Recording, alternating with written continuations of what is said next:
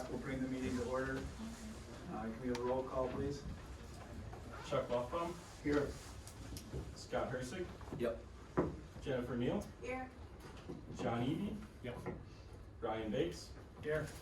Kelly Alexander, Here. Brett Gooding, Yes. Tom Yearman, Julie Hinterman. To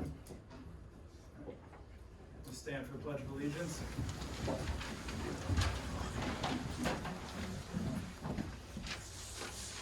Allegiance to the flag of the United States of America and to the republic for which it stands, one nation, under God, indivisible, with liberty and justice for all.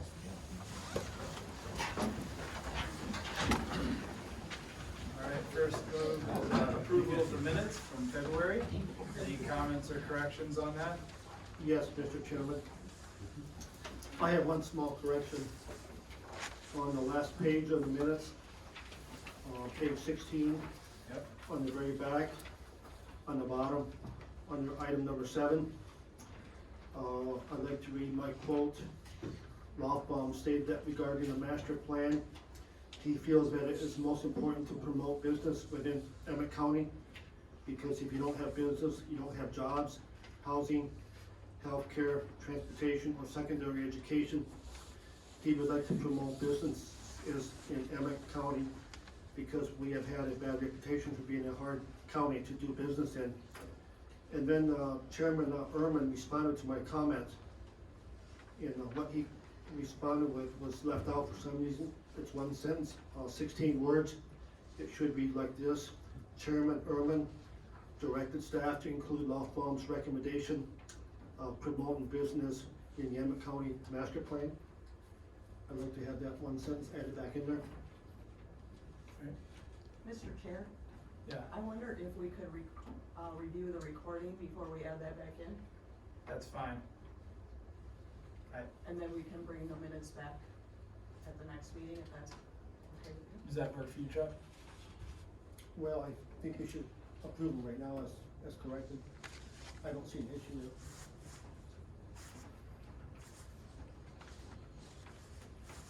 Any other thoughts? I prefer the recording, accuracy of the recording. To make sure it's exactly, I don't Right. doubt what Chuck says. Exactly. I just think it should, just to make sure for accuracy purposes. Yep.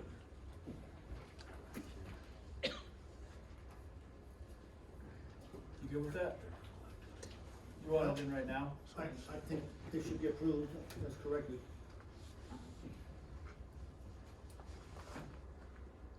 I think in the absence of the recording, it's hard to do that.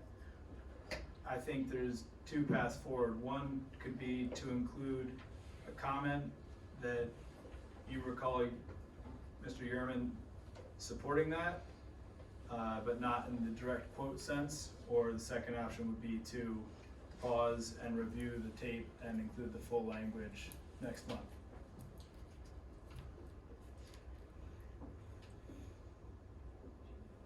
I don't think legally we could include his comments made at this meeting in the previous, so. Great. The only thing you could do is make a table until the minutes is an actual.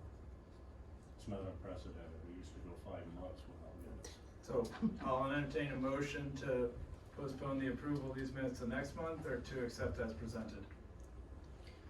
Make a motion to table the minutes of last month until the next regular meeting. Support. Motion has support. All in favor, say aye. Aye. Those opposed? No. Motion passes. So we'll postpone this till next meeting. Can staff review the recording and update that? Yes. Okay. No unfinished public hearings. So first item on the agenda, unfinished site plan PSPR 25-005, Brian and Holly Willcome site plan review. This is the second review for this case. Laura did a very nice job presenting this case at the last meeting. This is a request for site plan review for forest production operation, log storage yard and related at 5722 Rustic Road, section 36 in Bear Creek Township. The location is a 10-acre parcel located on the west side of Rustic Road as shown in this aerial photograph. And it's zoned FF1 Farm and Forest. Surrounding parcels are currently used for residential use immediately surrounding this parcel, and our zone Farm Forest to the northwest and south, Farm Forest 1, Farm Forest 2 across Rustic Road. Proposed use is a forest production operation, log storage yard and related. Also to allow 2 metal storage containers and sheds to remain on the property, and a future pole barn is proposed. The hours of operation are proposed at 7 a.m. to 6 p.m. Monday through Friday, and occasionally work on Saturday and Sunday. And for the following: delivery of logs to the site for 3 to 4 times per week, log storage, processing logs for firewood, dump truck delivery of firewood 3 to 4 times per day, and starting finishing location for 3 to 4 employees. New information that we have received since last month. You did review this last month, so I'm not gonna go through every single thing that you reviewed. It was very well laid out in the minutes. But we did receive an updated site plan as requested by this planning commission from the applicant on February 18th. Note that log storage area has increased in size from 150 by 100 to 200 by 100 on the graphic, but not in the legend. There's also an appendix A, B, C, and D that was submitted with the site plan dated 2/18, and there were photographs that were included with that were emailed to you all so that you could actually see the readings on the decibel levels. Photos were submitted by the applicant with the narrative received 2/18, and that was also provided to you. We received videos and emails of opposition from Maria and Adam Yeager. Those came through Denny Kaiser, and those were emailed to you so that you could review those. Videos and emails of opposition were received from Amanda Dow, and those were also emailed to you. Historical information that you requested was included in the packet, and I want to touch on that when we get to a future slide here. And then, in addition to the information on the updated zoning evaluation, since that was prepared, we did receive the fire department review, and the fire department is satisfied and has requested just an address sign be located at the end of the driveway. And the road commission has reviewed, and they have indicated that this is a commercial drive that needs to have a commercial access, and the applicant is actually planning to attend an upcoming road commission meeting to request that be reviewed. So in addition to those things, we also received a follow-up letter from the Willcome stated 2/24/26, from Willcome's Wood Products. We received an additional video and email from Maria and Adam Yeager dated 2/24. Additional video and email from Maria and Adam Yeager dated 2/22. The fire department review that was revised 2/20, and then Emmet County Road Commission review dated 2/19. And then a new letter from Adam Yeager dated 2/28. Today we received, and it's on your desk right now, from Rebecca McKinley stating her opposition. And then also a letter from the Bear Creek Township Supervisor as directed by the Bear Creek Township Board last night. A letter that's on your desk this evening asking that this planning commission request an interpretation from the Zoning Board of Appeals. Additional information, with regard to the history of this, the cases that had been before us in the past. I listed out the uses that I thought were very similar and how those were reviewed and or approved. None of them have been approved or reviewed to completion under this current ordinance. So this ordinance was adopted, this version of the ordinance was adopted in 2023. The other case that we have is currently an enforcement case as well that started operating without approval, and that one did go to the township for their review. It was Maple River Township, and Maple River Township indicated that that use was a special land use. It was a contractor's use and should be reviewed as such, and that case is stalled right now. The business hasn't been operating, is my understanding, but we are continuing to work through the enforcement on that case. All of the other cases were approved under previous zoning ordinances, and we did have, the one that I thought was most like this was Furman. tree service, and that's on Howard Road, and that one was a special land use. We also had, John Eby had talked about one on Sturley Road. That one, I could not find any approval at all on that one. I don't know if it was a non-conforming use, started before zoning or what, but there was 2005 special land use on that property, but that was for a larger than allowed accessory building as a main use on the property when they wanted to split it. There's one up, in the north part of Carp Lake Township, and that one was approved under site plan review, under a previous ordinance. So, no other applications for similar use have been reviewed under this current ordinance.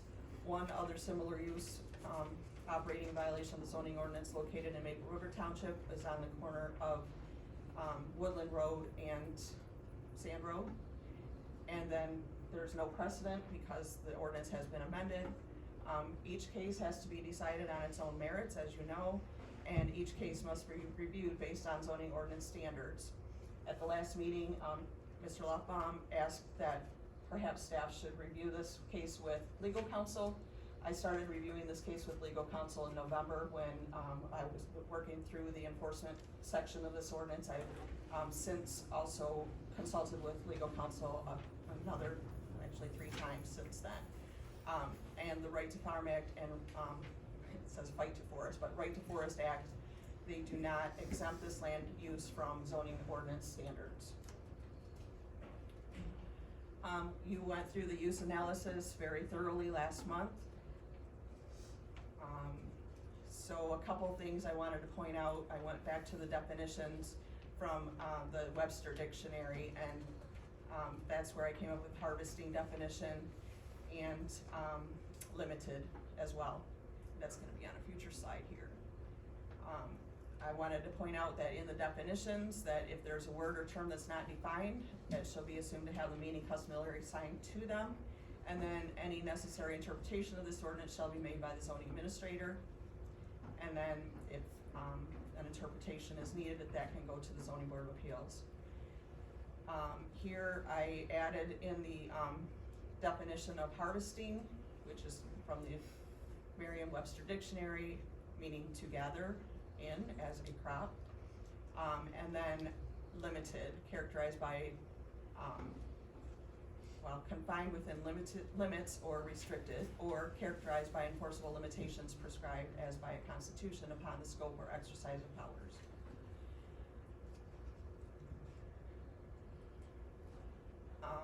And so this slide really talks to what we thought that this use was. I still think this is a contractor's use. That's why the applicant was guided to pursue a special land use for contractor's use.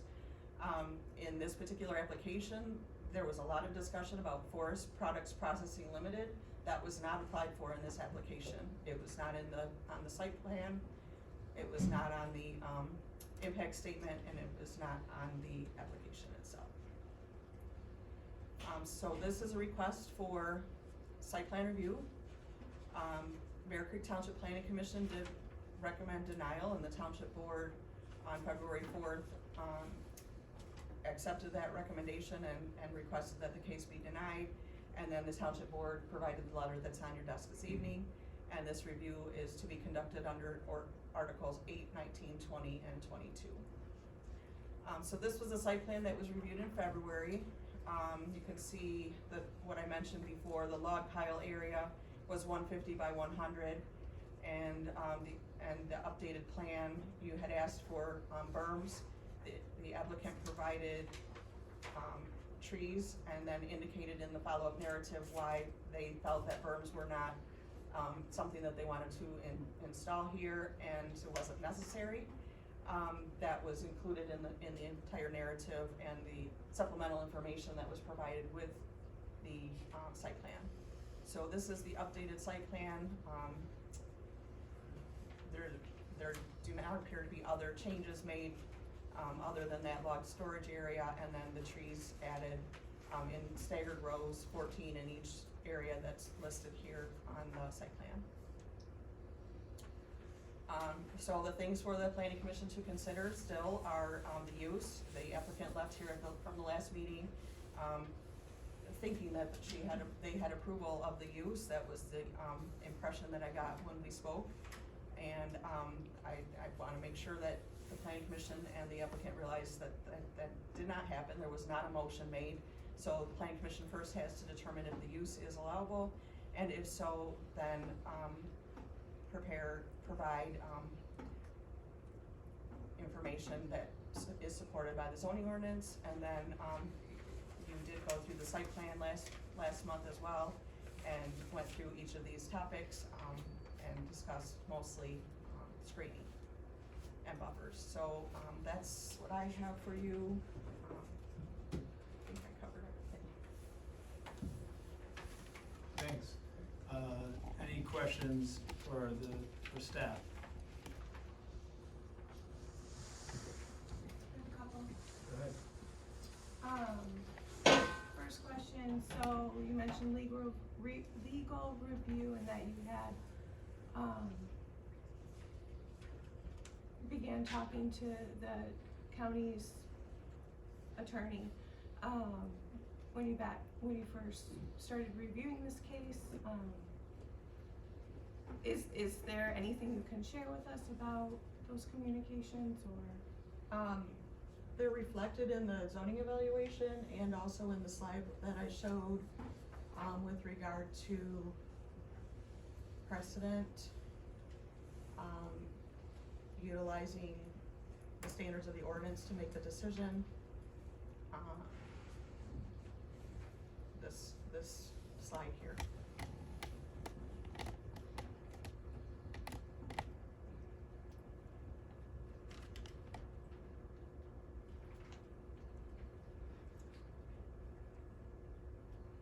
Okay,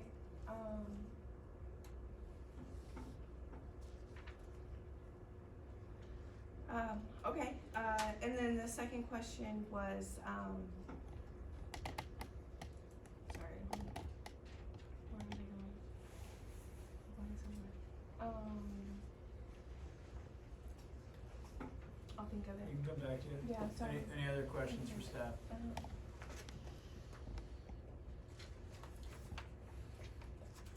I do have one, okay. Tammy, the applicant felt that, they were under the impression that you told them it was okay to continue doing what they were doing. That was the case? Well, I don't know my exact words, we had many Yeah. discussions, but, typically when an applicant is cooperative and seeking approval, I don't just shut them down. I mean, that's typical across the board. Last month you saw Latavis. I didn't shut them down when I realized that there was a zoning violation on their property. That's just not how I operate. With, we do have policies on how we handle enforcement action. Enforcement is typically driven by, complaint, not always, because there are some things that just jump out at you and, you know, they have to be enforced, but, I Okay. did not post a stop work order on the site and ask them to stop. I asked them to continue to try to pursue, approval. I did look at other sites that might be more appropriate. We talked about the site where they live now as well as a possible alternative. So, yes, we had the discussion. I was not going to shut down their business while they tried to pursue compliance with the zoning ordinance. That is our goal. Okay. Okay, I did Come remember. back to you? Yep, go ahead, sure. Sorry. She found it. I You're did. fine. Well, it was two different thought processes and I had to like switch. Oh, and then, so you had mentioned the ordinance, that the ordinance had changed. Yes. And so, is there anything specific, new language, new definitions for this, that would apply specifically to this case? So the limited, the term limited was added. There, in the previous ordinance, there were two, as you saw in the history, there were two entries for different types of forest park processing and, other forestry activities, in addition to sawmills, which still remains. And those were consolidated to this land use. There was some discussion during the months of review, that were specific to this term limited. It went on for about, well, a full paragraph. There was concern with that terminology. There was, a statement that was, well, is there unlimited somewhere else in the zoning ordinance? There was a concern that if we remove that, if we remove limited, that would allow for uses that were more industrial in nature to be allowed on, within this zoning district. So there was some discussion, and we were supposed to look at it and maybe make changes, but the changes were never made, so. That's where we are. Gotcha. Okay, thank you. Any board questions for the applicant? Can I have one more question? Yeah, of course. Tammy? Yeah, go ahead. Did you say that you also looked at other sites as a possibility for the applicant? Is Yes. that what I heard you say? Yes. Okay. After the first review at the township, when the township recommended that it not be approved, at that time, I believe that was in November or December last year, we looked at other sites and suggested, maybe other sites might be more appropriate. Thank you.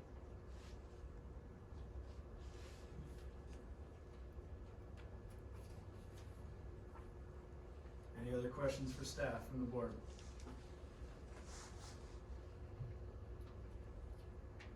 Applicant, would you like to speak?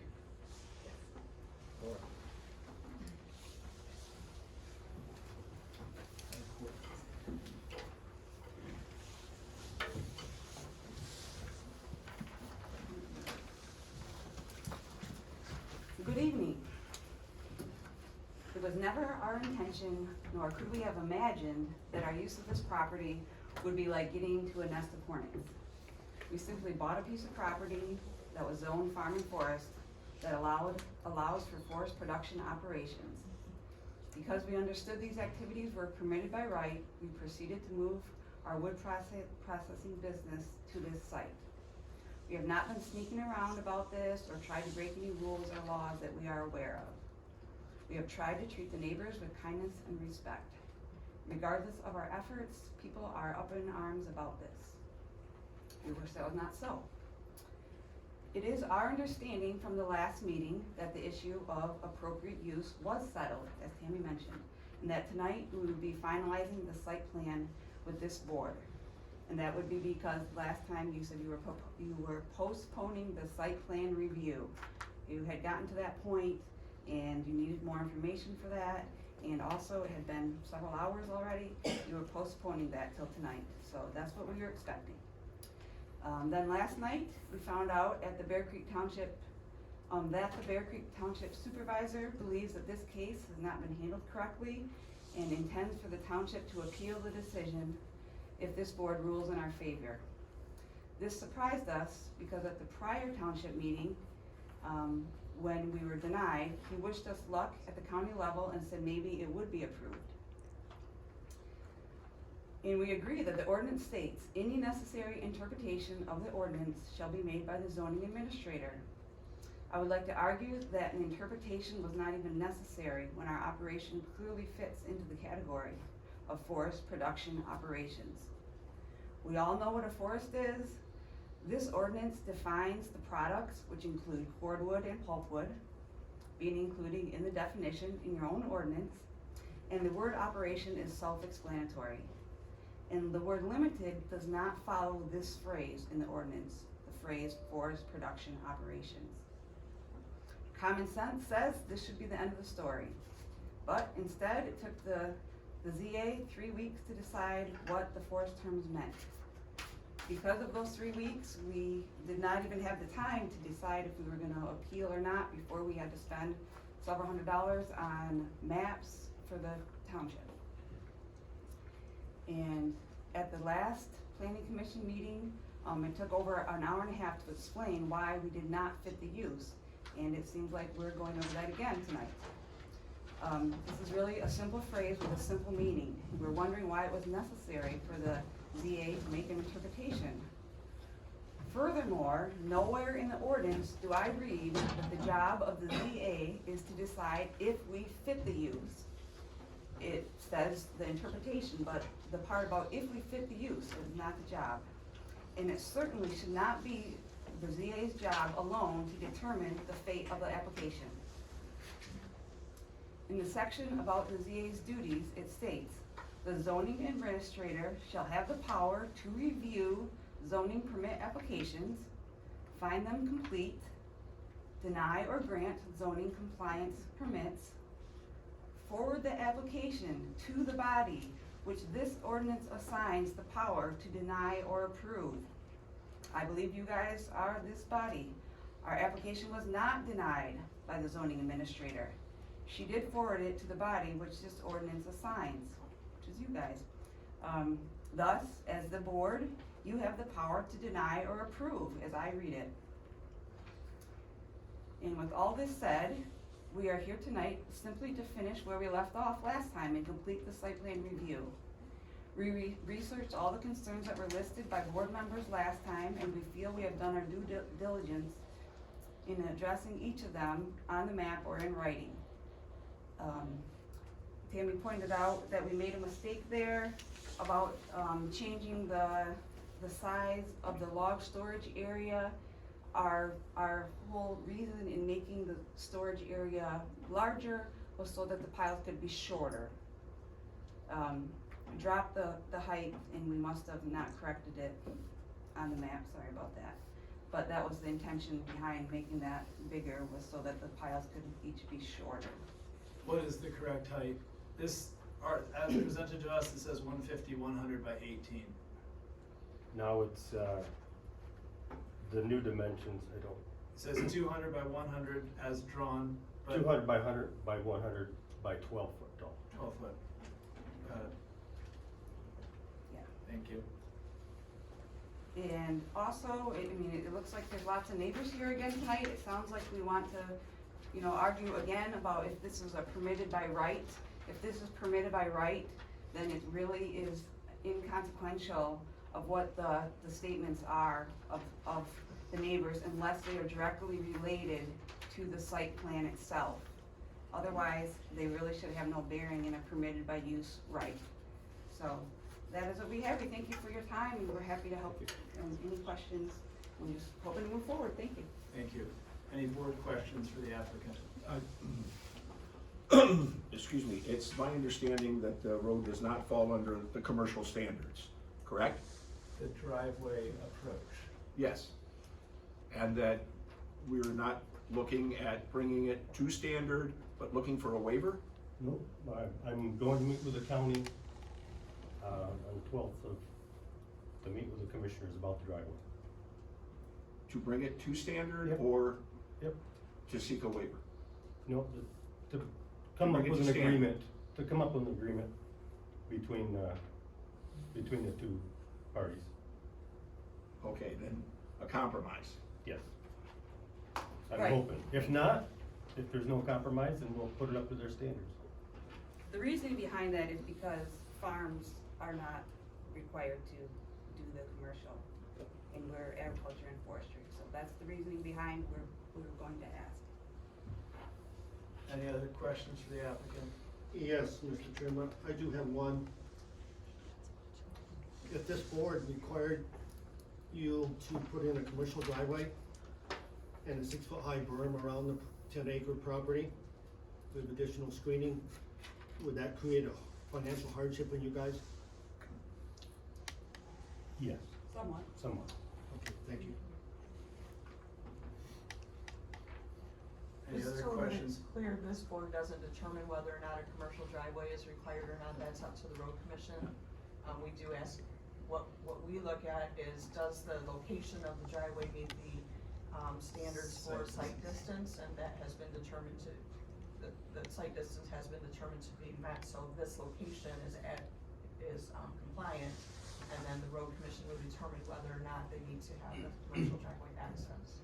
And Kelly, from that standpoint, I mean, you could add a language in the motion that it meets the Emmet County Road Commission standards, and then whatever they come up with, we don't put them in, Jeopardy. our way or the highway. Yeah, right. It's the yeah, road right. commission's Yeah, cause it's call. not our purview, kinda like fire Right. review. Right. Any other questions for applicant?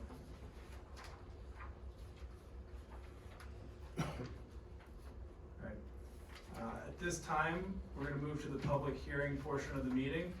On the back of the agenda in the back, it explains that. I'm gonna read that to you. We appreciate you taking the time to present your comments. Everyone who wishes to make public comment will be given an opportunity to speak during the public hearings and during the general public comment period. For public hearings, please note the case review procedures detailed below. In order for us to have an effective public meeting, we ask that you please abide by the following public hearing rules of conduct. Please wait for the chair to acknowledge you before you speak. Please approach the podium so you're near the microphone. Offer your comments. You may begin by stating your name, you do not have to. Please direct comments to the Planning Commission, not at the applicant or other members of the audience. The Planning Commission will receive comments but will not engage in discussion with the public or the commenter during the comment period. To ensure that everyone has time to speak and that we can address all the items on the agenda, we limit public comment speaking time to 3 minutes per speaker. A time clock will alert speakers when 3 minutes have ended and time for comment is over. The chairperson may allow additional time to a speaker to provide new information after everyone else has spoken. Above all, please be respectful to the Planning Commission, the applicant, and your neighbors in the room. If anybody would like to make public comment, please approach the podium.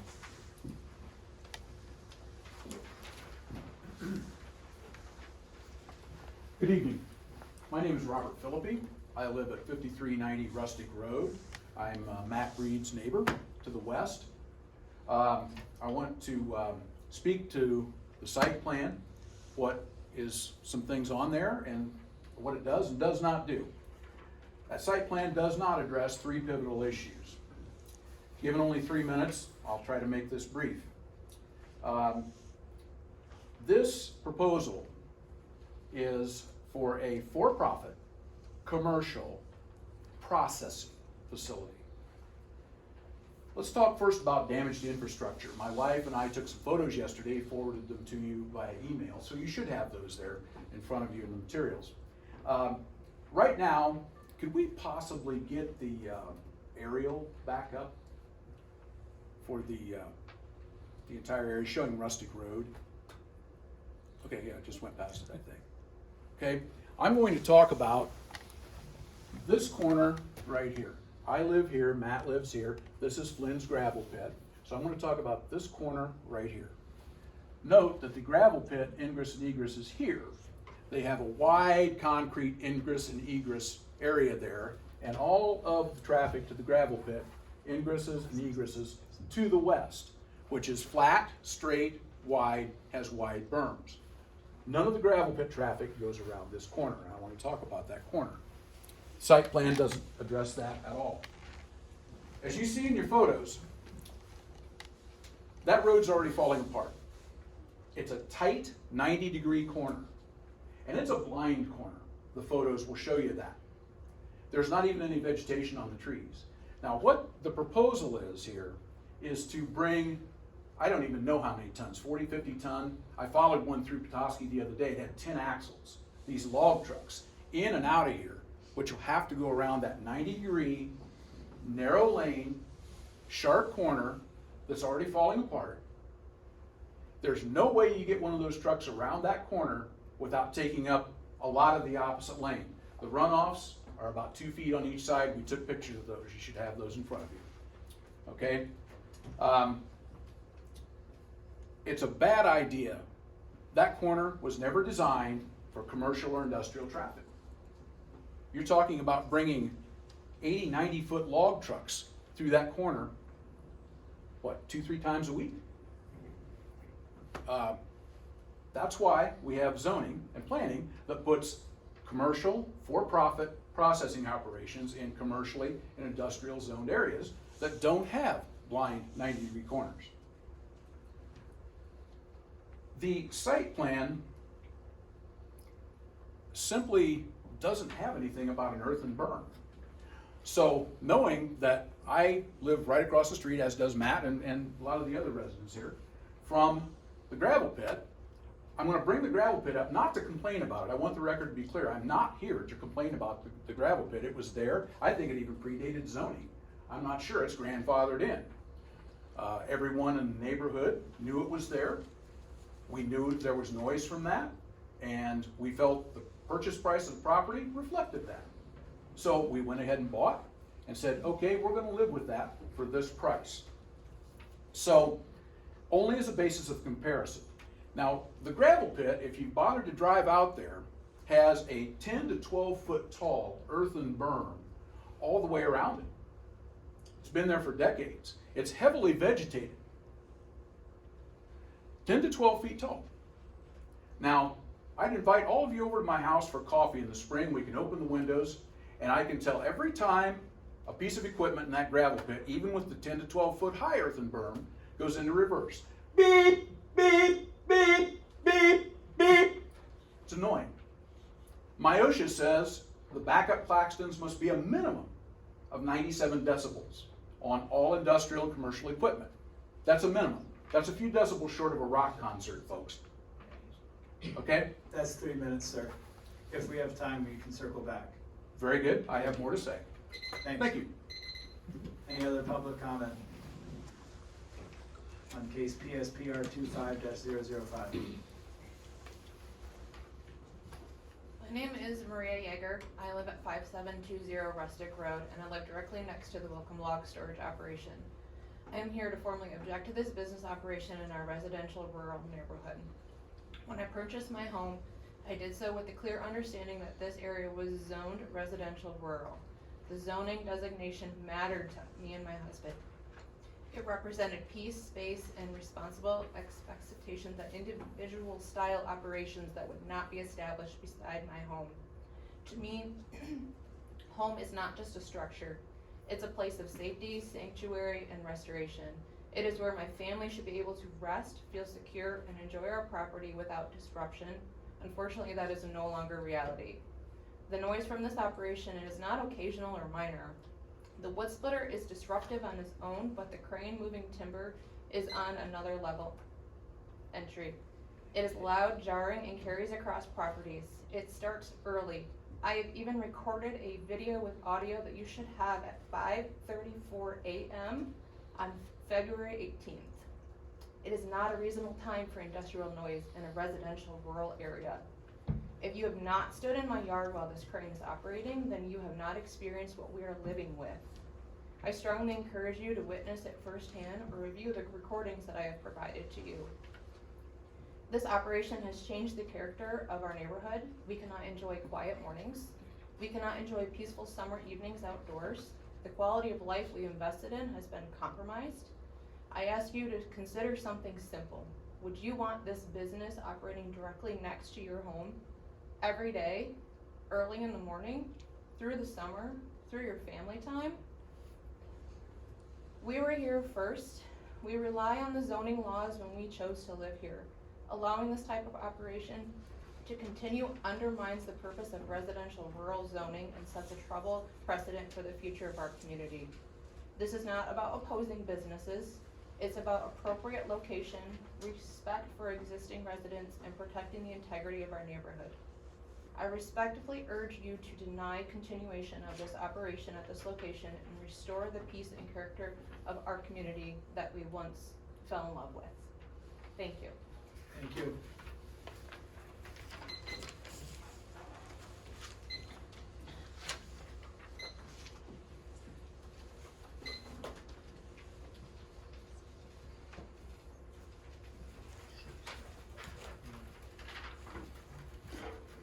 You're good. Thanks.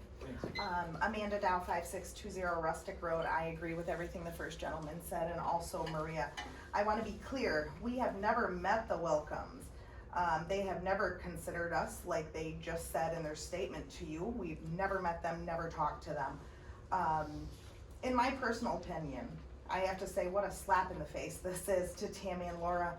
They have done such hard work and have given the board a recommendation against this. And in my opinion, they've worked harder than anyone and have researched this more than anyone. They have answered all of our emails, all of our questions, and all of our phone calls for the concerned residents in the area. I heard someone say in this room that they sat on the corner where that gentleman was talking. That corner is my house. That road is my house where this stuff is going on and these trucks are barreling down the road. I heard someone in this room say they sat there for 15 minutes at 7:30 in the morning. And it's not a noise nuisance. Come live there. Just like that gentleman said, I invite you to my house. Come sit on my patio, it's nice. Come sit and listen to this nuisance. The fact that nobody's brought up the comments from the residents tells me that have you watched the videos? Have you seen the photos? Have you even taken this into consideration? Because I don't see it from the last few meetings. Nobody is addressing this. Everybody's just like, rights to property. It's a nuisance. I agree with what Tammy said on February 19th at the meeting. It was inappropriate for a board member to use their committee report to bring forward their personal opinion on a current open case. Honestly, this makes the residents in the area think, what's going on? Why is this happening?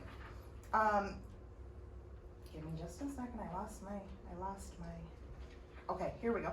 How many more times are we gonna have to hear, I'm sorry, or we didn't know from the Willcomes? We didn't know we had to do this. We didn't know we had to do that. And we're just letting them go, letting them go, letting them go. And there's no reinforcements. They're not being, I have to follow the rules. If I didn't follow the rules, I would be in trouble, right? I don't see these people being in trouble. This is a residential area. And if zoning is gonna be changed, you know what? Maybe my husband and I wanna start a business in our yard, you know? I could start a business. My husband's a marine mechanic. We could build a pole barn and start all kinds of stuff in the area. And that would be beneficial to us. I am asking you, send this to the ZBA, deny it, and like what was proposed, have the applicants use their own home where they actually have more than 10 acres to do this. Thank you for your time. Thank you very much. Any other public comment on this case? Yes, sir. You got that figured out? It's pretty complicated, man. Matthew Breed, 5450 Rustic Road. After last month's meeting, I found myself somewhat confused. That happens occasionally. But since that time, I have reviewed the meeting minutes and done some research of my own. I realize you were looking at a site plan review. However, I would ask that you take a pause and look at where we are and how we got here. Without a doubt, interpretation of farm and forest is a sticking point in this application. After extensive research, planning and zoning staff determined the applicant's operation did not fall within the parameters of farm and forest zoning.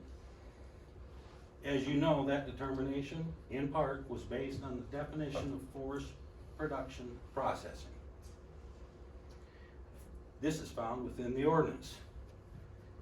Harvesting operations of trees forms, including portable sawmills, log storage yards, and related. By its very sentence structure, this indicates that the harvesting operation first and then includes the other acceptable activities. Looking further into zoning ordinance, section 8.00, under Article 8, it articulates the intent of farm and forest zoning. That intent states, the farm forest districts are designed to promote the use of wooded and rural areas of the county in a manner that will keep basic attractiveness of the natural resources and provide enjoyment for both visitors and the community at large. The intent of the district is to hold the rural country areas for agriculture and forestry purposes, and to allow some multiple uses of marginal farm forest lands. The key words, agriculture and forestry purposes. That had me questioning what are forestry purposes. Definitions. Forestry is the science and art of practicing and managing, cultivating and using, conserving forests and associated resources sustainability. the science of practicing and planting, managing, and caring for forests. Forest is the science and craft of creating, managing, planning, using, conserving. Are we following a trend here? It is not what is happening at this site. The USDA says forestry profession encompasses the science and practice of establishing, managing, and using and conserving forests. And if you want to come closer to home, in Michigan, forestry purposes or operations involve the science and practice of managing, growing. You sure you had that right? I do have additional if I'm allowed to after. Yes, absolutely. Thank you very much. Thank you. Any other public comment on PSPR 25-005?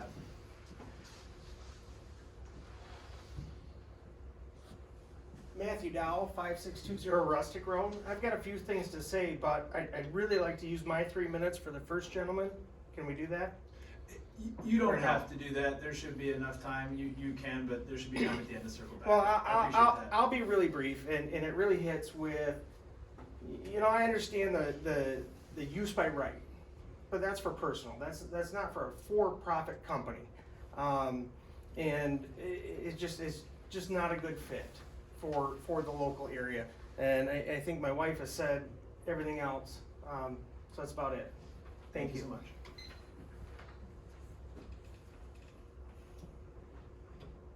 Any other public comment?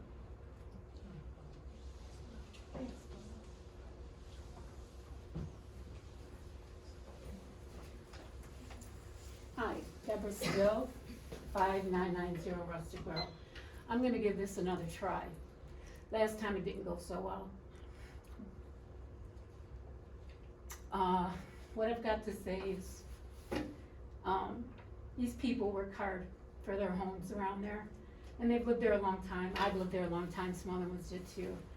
And this is, if they decide to sell, property value, come on, tell me, it's gonna go down. Who's gonna pay? Who's gonna pay the difference for these people? You guys? Who? Nobody. They'll just lose. They'll use value. They'll lose it. And another thing, things haven't been done the way they said. There's a gasoline truck that comes in a couple times because we're right there. We see log trucks. It's right there on the property line. Gas trucks. There's been nothing underneath the gas tanks. No pad, cement, anything. So it doesn't go into the ground. Like I said before, that's our water source. We have artesian wells all the way around. And this isn't personal. Not at all. We had to follow the rules when we lost our house. We had to build another one. We had to buy permits. We had to get approval. I mean, it was crazy. It cost us money too that we didn't have. So what's fair is fair, and I just wish everybody was voted in to follow the rules, to follow the law that we all have to follow, not just to be changed because other people want to change. We all have to follow the same laws.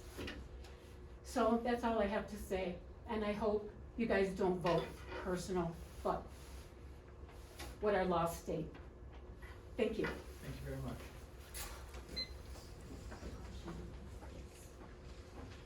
Any other public comment? Hearing none, we can return to the first gentleman.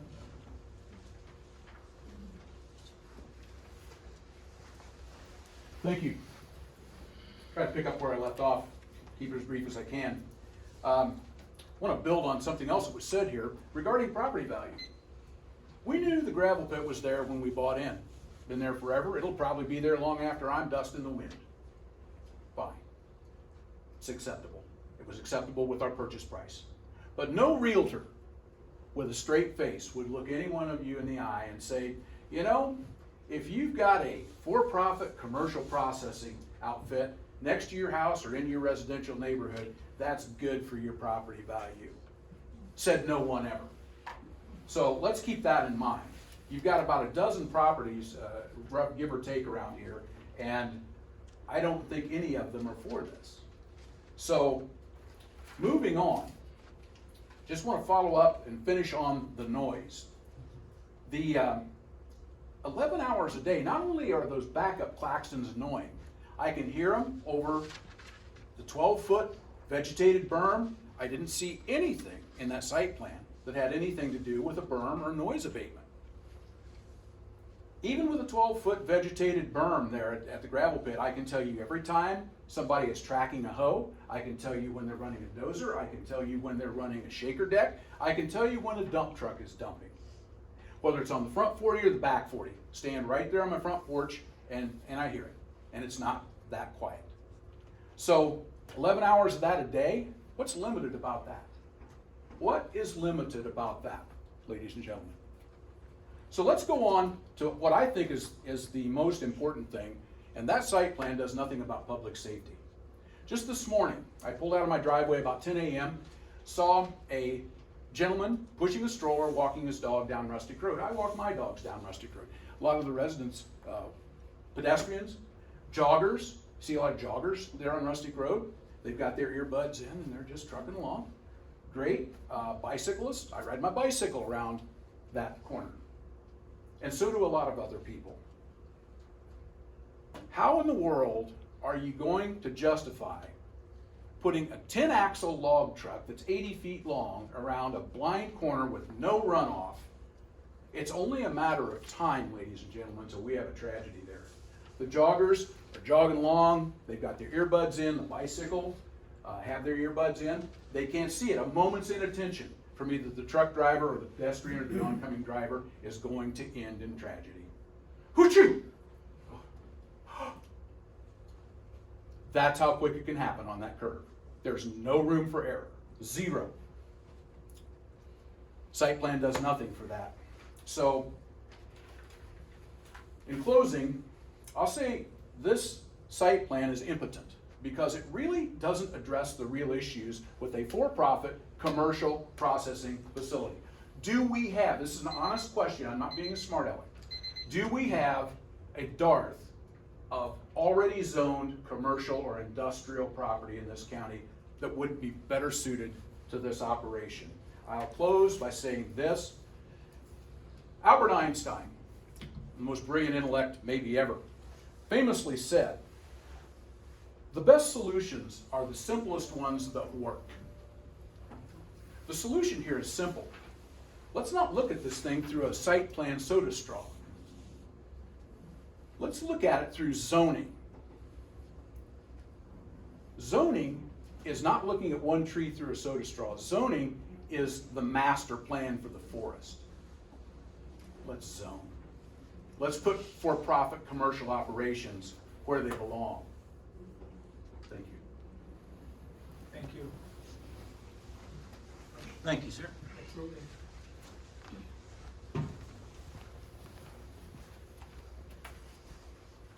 So my time ran out when I was talking about whether or not this was forestry, and quite definitively from the definitions that I've seen, doesn't even come close. However, it was apparent during last month's meeting that this board questioned if the applicant's request fell within the parameters of farm and forest. In fact, one member of this board asked if it should be determined by the Zoning Board of Appeals. Under Section 2 of Article 2 within the ordinance 15-1, subsection K reads, "As necessary, interpretation of this ordinance shall be done by the zoning administrator." After a significant amount of research, it was determined by planning and zoning that the applicant's operation was not appropriate within a farm and forest district. This board, the Planning Commission, does not have the burden of interpreting the zoning ordinance. The ordinance places that burden on the zoning administrator. If concerns exist related to the zoning administrator's interpretation, rather than move forward with a site plan review, I would suggest and request that this matter be forwarded to the Zoning Board of Appeals. Thank you. Thank you.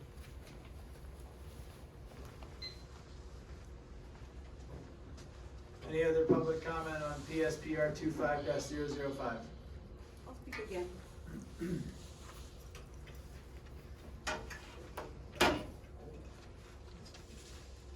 Just a few things I wanted to clear up. It's been referred to this area as a residential rural zoning. That's actually not what this area is zoned. It's zoned farm and forest. And if you actually look at the beginning of the zoning ordinance, it lists a different kind of zoning districts. Residential districts include several, but do not include farm and forest. That's actually listed in another district. Just wanted to point that out. Also, there's not-for-profit comments. Under the same agriculture and forestry, I have this in front of me right here, commercial farms. So there's really nothing here that says you can't be making money because you're in agriculture and forestry and that you have to be in a different area. Commercial obviously indicates that. What else did I want to comment on here? I thought the comment too about the agriculture and forestry purposes, that was the intent of this district. I'm really wondering the forestry purposes that he was speaking about, none of those kind of things are things you would ever need a permit for, right? I mean, the conserving trees and the forestry, the way he defined it, is nothing that would ever require a permit. So why did somebody, whoever decided this, put this forest production operations in here? What is this really supposed to be about? That's what we talked about last time. What were they thinking that was for? Nobody's really ever, that's kind of the question in the room. It seems pretty clear that's what we are. And I think that's all I want to say. Just, yeah. I'm hoping that we do move forward with the site plan review, and it's very frustrating that we're revisiting this all again just because it was decided to be postponed. And so we offered all more, when we really are just here to do the site plan review tonight. So let's go. Last call for public comment on PSPR 25-005.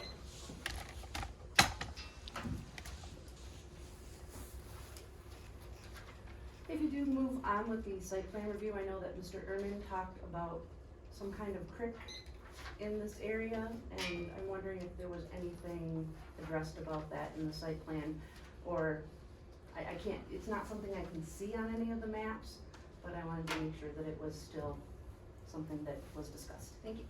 We have your name for the record. We don't Tom need- Above.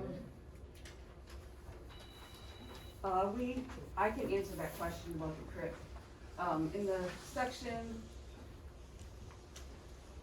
right here, if anyone needs to see it, there was a culvert put in.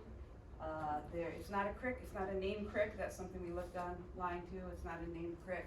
It's a spring, as you said, there's lots of artesian wells in the area, there's a spring that comes out of the hills here, and our excavator put in an appropriate culvert here that then diverts the water. And amazingly, once it crosses here, you can't see the water anymore, it actually goes back underground.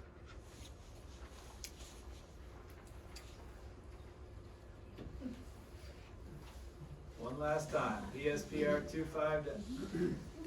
Yes, I'd like to address the fuel tank storage, that there is a cement pad underneath there, and we're not required to have it, but we put it underneath there. It's on cement, and the tanks are of state standards, so that's all been taken care of by the township fire department. So. Thank you.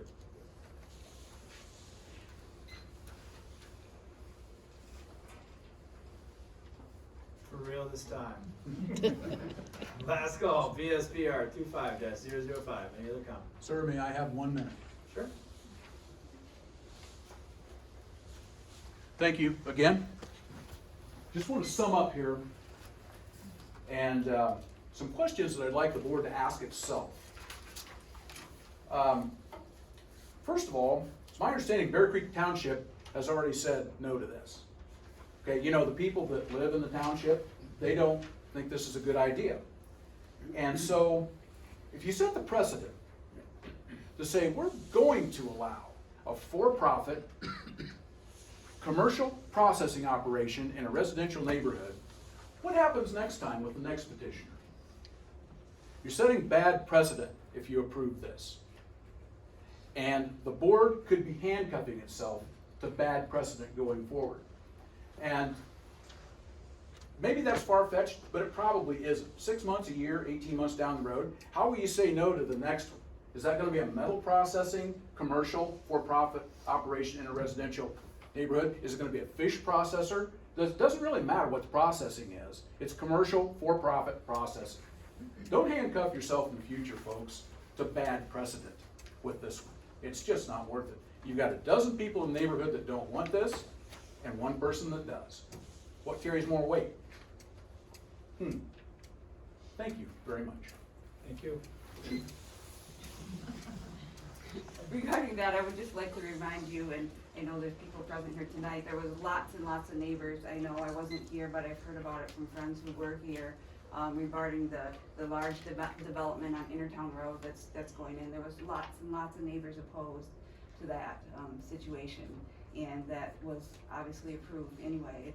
It can't be decided fully on the comments of neighbors, and you have set a precedent that you don't decide it because of just what the neighbors say or because neighbors are upset. We have to follow the rules, not be focused on what the neighbors are saying.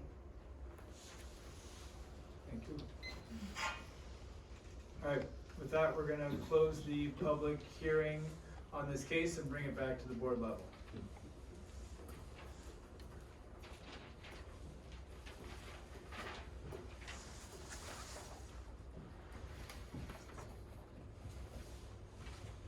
Go ahead.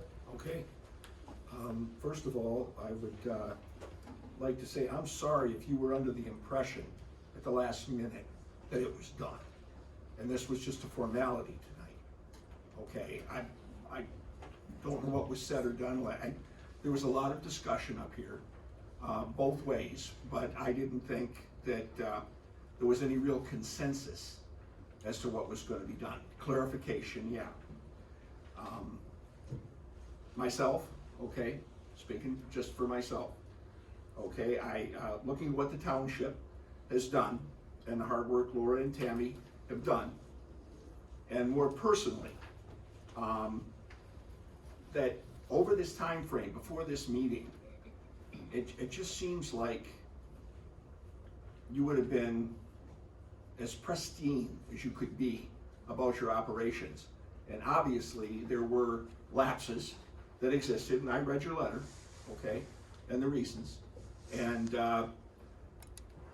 I just, well, I'm not in favor of it, okay?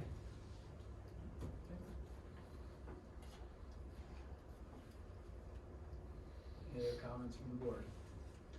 Yeah, I've got some. Sure. So, I've made my decision before this meeting, and I like to think that I'm a person that thinks through things, want to make sure everybody's heard. I'd like to be the person, at least think of myself as when I make a mistake, I own it. And one of the things at the last meeting that I concluded or felt is that there was a impression that the Willcomes weren't heard at another meeting. And I wanted to give them a chance to be heard. I feel that I made a mistake in voting, bringing this into the site plan. I feel that as a county, we have hired very competent people in our zoning administration, and they came up with interpretations as they were supposed to. And I feel that we should go with that. So, my mistake was made to further this out so I could hear more from the Willcomes. It's not personal. I don't go by a decision because the most people are yelling makes them right. I just when you look at the interpretations, and I heard tonight that Tammy, tried to work with different sites, including where, I think you said the property they currently reside on. I think there's been a lot of effort to make this work. And I kind of take offense of hearing that we're against, small business. This board and working on the ZBA, I see us work very hard to make things fit sometimes where they don't fit to make this happen. So I take a little offense of saying we're against, small businesses. But in this instance, I think we made a mistake, pushing it further. And furthermore, I've only one time gone against a local board. I always feel that the local government should be the reigning champion in that community, and that one time was on this case here. So that's where I'm at with it. Thanks. Got anything, Chuck? Well, I'll just say that I got out my big notebook from my desk yesterday and started reading through it, especially when it relates to farm and forest. F1, F2, it's clear to me that it's a permitted use in Emmet County. In Article 8 for Farm Forest 1 and Farm Forest 2, this is what is permitted by right: forest products processing, forest product production operations, log storage yards, and related. That seems to be what we're talking about here. In Article 19, it goes on to talk about District FF1, Farm and Forest. There's certain qualifications you have to meet. You have to be more than 1 acre in size, and you cannot have any buildings over 30 foot high, and you cannot cover more than 35% of the lottage with buildings. And it seems to me they meet or exceed all those. The way I read the code is permitted by right. Thank you, Chuck. Don?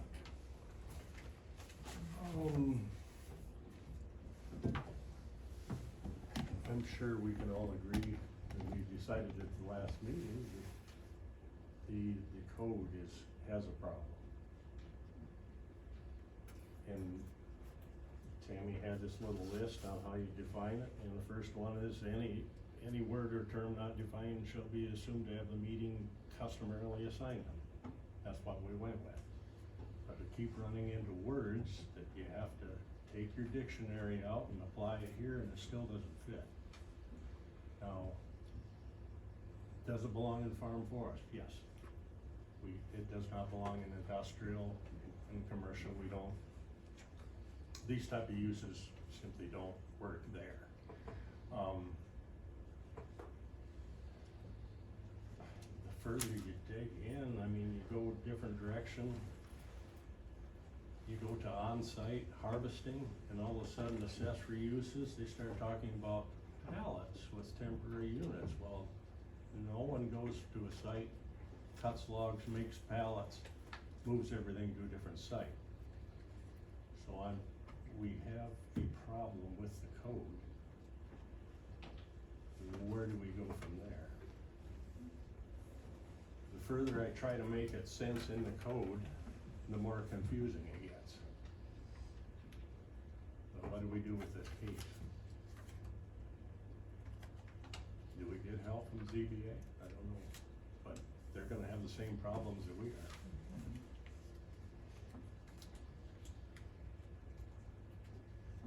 At this point, I'm not real sure which,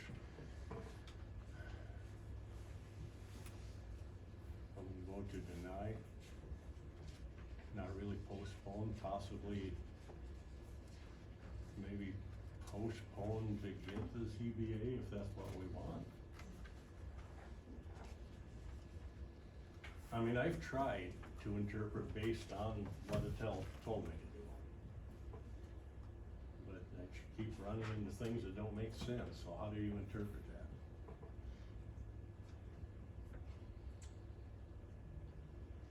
Scott, Jen?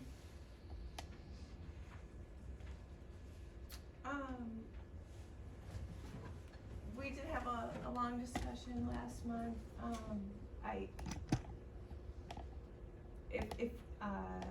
And it was mostly use-based, talking about what this is, what it's not, does it fit this, does it fit that? If we didn't make a decision, we didn't make a decision, so I appreciate that we are having this conversation now. I try to look at it on its face. The applicant on their December 30th, 2025 impact statement for site plan review listed this as a forest production operations. Again, it's in their site plan review checklist, listed as forest production operations, log storage related. In the Farm Forest 1 zoning district,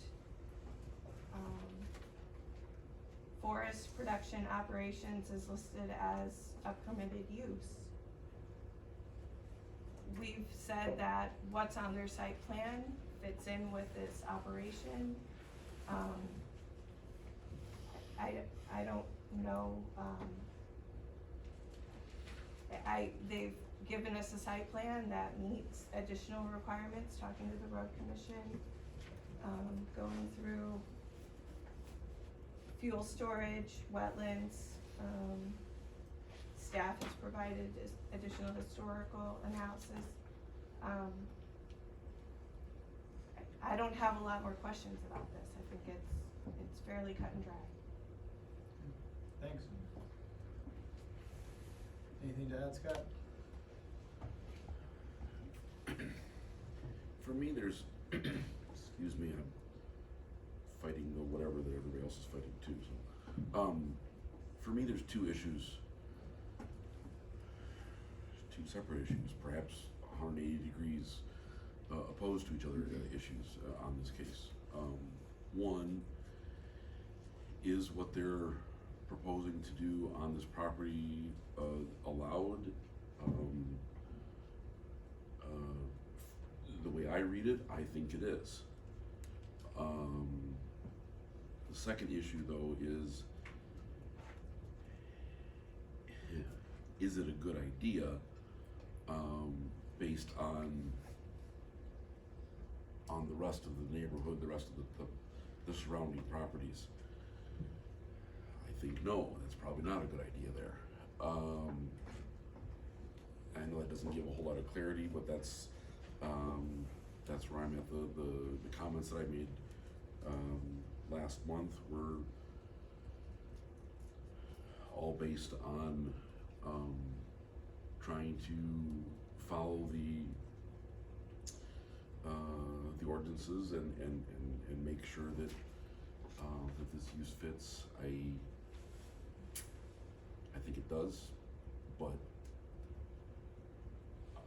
I don't know that I'm convinced that it's the right place for this type of operation. It may be allowed, but it's not the right, maybe not the right place because of how much angst it's causing the neighbors and the infrastructure. And I think there have been some excellent points made in that direction too. So.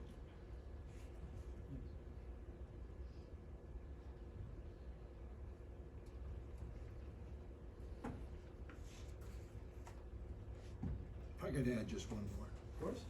Okay. It was brought up by a member of the audience, and it's also was brought in one of the letters we received from Bear Creek Township, that we struggle with, is it allowed or isn't it allowed by, and maybe there is some flaws, maybe there's something we need to look at. But if we do go ahead and pass it, the interpretation of forest products processing limited, and harvesting, we will be setting a precedent.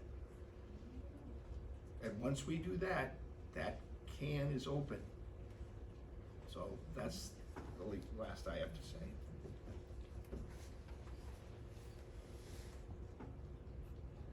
If I might offer rebuttal. Yeah. it wouldn't set a precedent if this was approved and then we corrected the zoning like it should be. Yeah, I was thinking about that too, in the same way that the historical analysis has several instances of similar operations, they don't technically qualify as precedent setting because the ordinance was subsequently updated, right? So if, Okay. right, so in the same way that we can't use the 2005, 2006, 2017, 2013, 2018, those all happened, but they were not under the 2023 ordinance.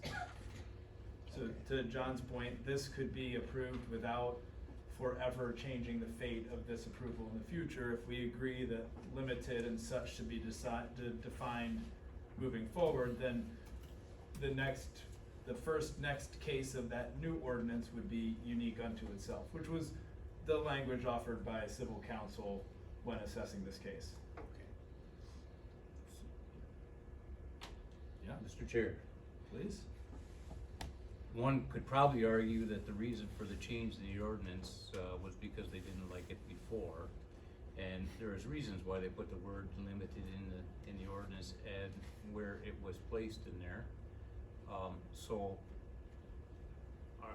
I guess in one way, although it may not be legal precedence, is it a precedence that we're starting to, or a pattern that we're starting to say, well, okay, if it doesn't fit, we're just gonna change the ordinance. So we're gonna change, I mean, obviously we've changed it for a couple different reasons. So we put the words limited in there for a reason, somebody did. And forestry and all the things we're having questions for were added to change it to what it is today, for a reason.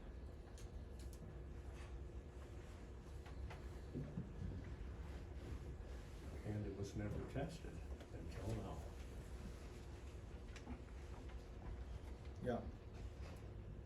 In the meantime, we have an applicant. Right. I mean, in terms of the right now, the process we're going through is site plan review for a use in farm forest that's listed as use by right.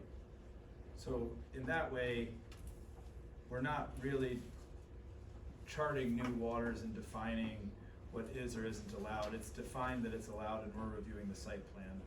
It's not really, all of the discussion surrounding it is worthwhile when thinking about the language of the ordinance, but as it's written, we're meant to review the site plan for a use by right in this district. I have a point. Yeah. So, when we first started this meeting, Tammy said there was a couple options we could have. One of them, if I remember correctly, I may not be, and I'm sure you'll be able to correct me. But one of our options, one of the things we have to remember is that there was never a motion for this to be approved for this use in the first place. Am I correct? That's what you were saying? And then, so we're today are supposed to determine if it's even allowable. That's one of the missions we have for this meeting. Is that correct, Tammy? Is that what Right, you explained it? if the use that's being proposed fits as proposed, does it fit that category as proposed, and zoning evaluation, zoning interpretation is that what's being proposed is not consistent with what's allowed in the ordinance under that provision. So with that being said, my feeling is that the more we put this on, the more money it's gonna cost probably the Willcomes. If we say it doesn't fit, then that can go to appeal at the ZBA by denying it tonight, if they choose to appeal it. Am I correct in that? That is correct. Okay, so I think the intent of tonight first is tasked to us to say, looking at the code, the way it is now, does it fit? We got the cart before the horse, asking for a site plan when we haven't even determined if it fits or not. That's the way I look at it.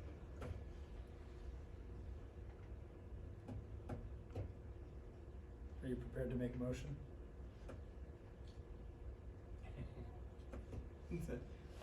I'm prepared to vote on it, but I'm a little nervous on how to word it. So, that's just my thinking. I just think that if we keep pushing this forward and forward and forward, it's just doing nothing but kicking the can down the road. It's costing people money. I think we need to buck up and make a decision.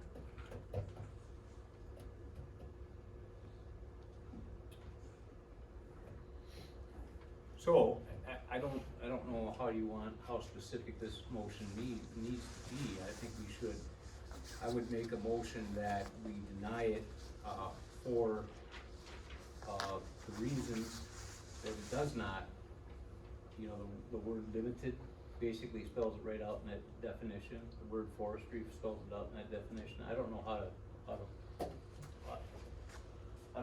you wanna word it, but. There are draft motions, attached to the last page of the zoning evaluation No, I'm all aware of with this. some proposed or suggested findings.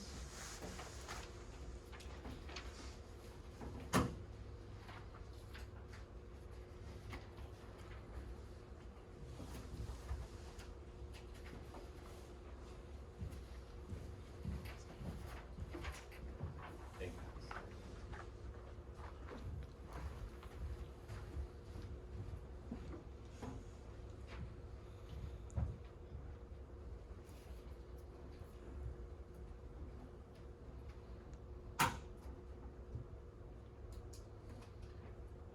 I would have to put in, I can't just put, I'm gonna have to put some facts or reasoning behind it.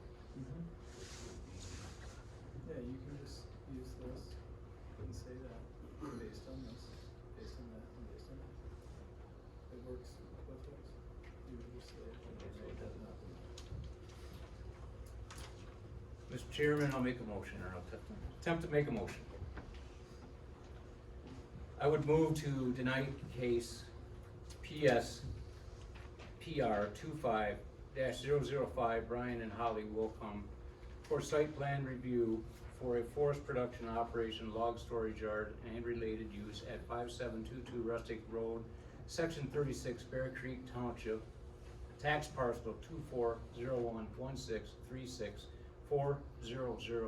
24011636400008, as shown on the site plan dated and received February 18th, 2026, because the standards of Articles 8, 19, 20, 22 have not been met.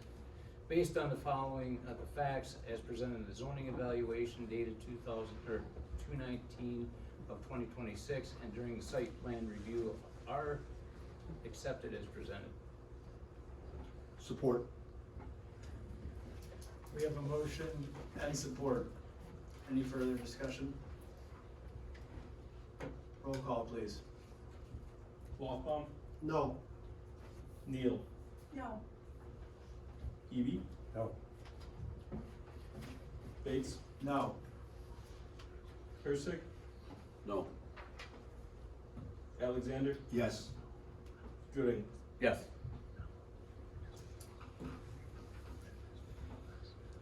Is that 5-2? Yes. Motion does not carry.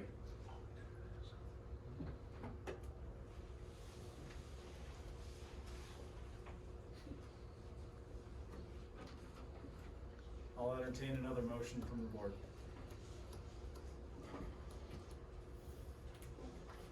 Mr. Chairman? Yes, sir. I'm prepared to offer a motion. Go ahead. I move to approve case number PSPR 25-005, Brian and Holly Willcome for site plan review for a forest production operation, log storage yard, related use at 5722 Rustic Road, Section 36, Bear Creek Township, tax parcel 24-01-16-36-400 20-008 as shown on the site plan dated received February 18th, 2026, because the standards of Article 8, 19, 20, and 22 have been met, and the applicant is to install an address sign at the road. That sign is already installed. Okay. Do you wanna instead say the drive needs to meet Emmet County Road Commission standards? That's sort of a placeholder for whatever comes of that. No. Okay. I'll be able to take that last sentence out about the address sign. Okay. Otherwise, I'd like to leave my motion as is. Alright, we have a motion, do we have support? Support. We have a motion and support. Any discussion on the motion? Roll call, please. Alexander? No. Gooding? No. Evie?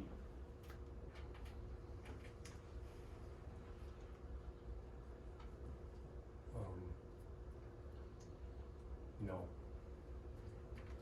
Bates? Yes. Hersig? No. Neal? Yes. Lofbaum? Yes. Okay. I have 3 yeses and 4 nos. Alright, motion does not carry.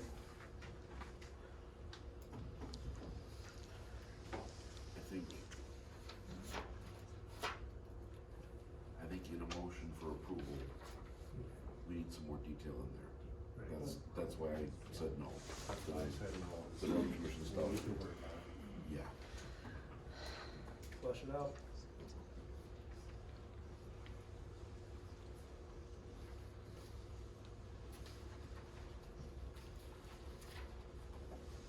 As the enforcement officer for zoning, I would ask you to consider the hours of operation. The applicant has specifically asked me if working after hours and on the weekends for personal use would be allowed or not allowed, and I said that would be up to the planning commission. And in your zoning evaluation, you'll see that I indicated that allowing that would be challenging, if not impossible, to enforce. And the hours of operation that were proposed included 7 AM to 6 PM Monday through Friday, occasionally on a Saturday. And then the question was, can we work on weekends and Sundays after hours as well? So I would respectfully ask that you consider that as you continue to deliberate. Alright.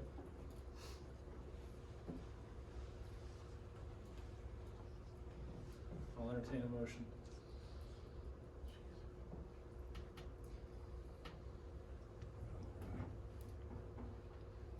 I think a consensus on that issue, whether, Hours of operation? yeah.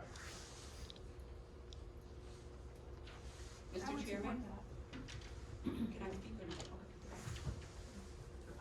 I would support reducing the hours, probably not on Saturday, or not on weekends. I don't know. 7 to 6 weekdays, no weekends? Right, do we need to limit it 7 AM to 5 PM Yeah, on weekdays, and then no weekends? I'd be for personal use. Yes. Okay. I'd be in favor of adjusting hours as well, and I think I'm more leaning towards like a business hours type of thing, like a 9 to 5.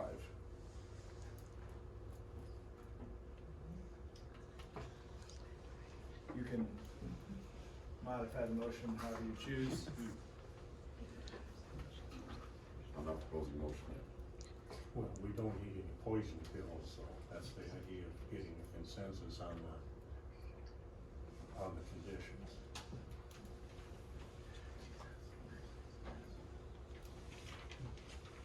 I mean, as far as personal use, all of the regular hours, I would say no, because they can do it during regular business hours.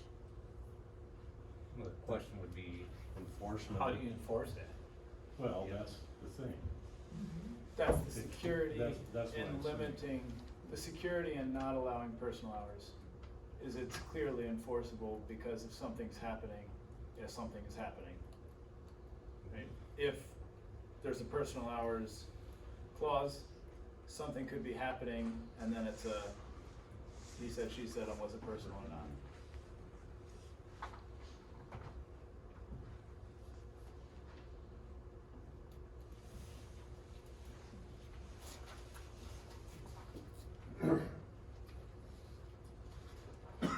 Could we ask the applicant if that would be acceptable to conform with the regular business hours instead of Sundays and after hours? I think that would be all right. Questions about a modification of the hours of operation? I would just like to say about that, lots of people that own small businesses often go in after hours and do things that need to be done. It seems very restrictive. We do need to get our own firewood from that site. We don't do it during the business hours. Your neighbors can cut firewood on Sundays, in the evenings, anytime. If your neighbor needs firewood to burn for themselves, or that's totally allowed. That's the problem that I have with doing it. I mean, really, reading all of this ordinance and everything, I really put the hours in there because Tammy said we needed to put the hours. It did not ask for that anywhere in the application. The question before you is if you would accept modified hours of operation. The problem with that, we can't, we're gonna have livestock there as well. So I have to go there to feed cows or whatever. I don't think livestock is part of this application, It's not. so I wouldn't But- consider that. But the regular hours, yes, we could modify the regular hours. All right. Thank you.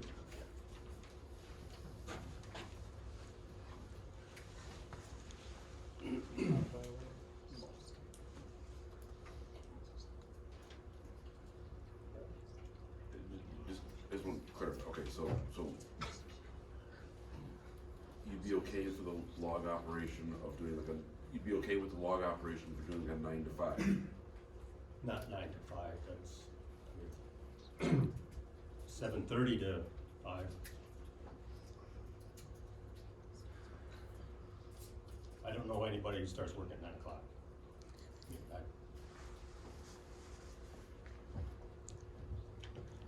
Okay.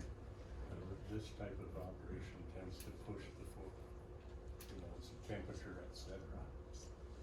So they would want to be earlier rather than later.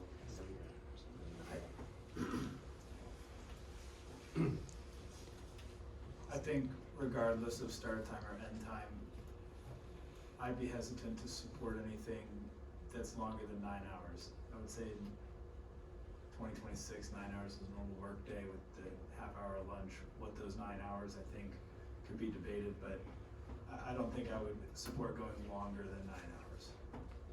It'd be 8 to 5. Right. Could we make another comment? Is it about the hours? Yeah. Sure. Would it be fair to talk about Flynn's hours? The excavating starts at 7. I think we're gonna really focus on your case in this scenario. 8 to 5 would be, we can work with that. 8 to 5 would work. Let's get a little better. This goes back to what I was saying a minute ago. It's two different things, right? Is it allowed? Yeah, I think it can be. Is it a good idea in this location? No, it's not, because it's ticking everybody off around you.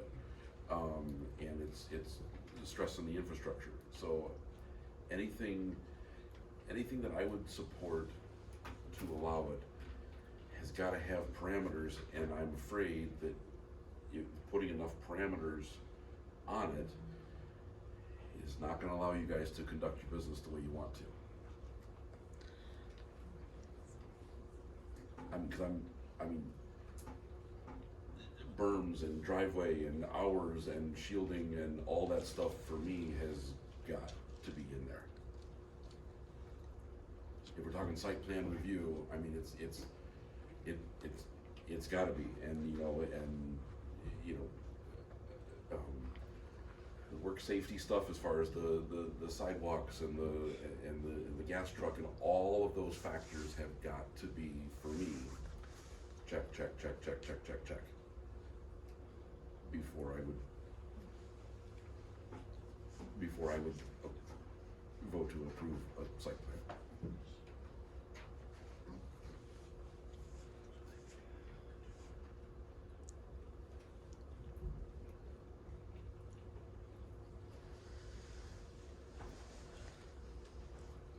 Would you like to get into those factors? I would really prefer not to make this motion. Oh, I didn't mean on the motion, I mean on the site plan. Okay.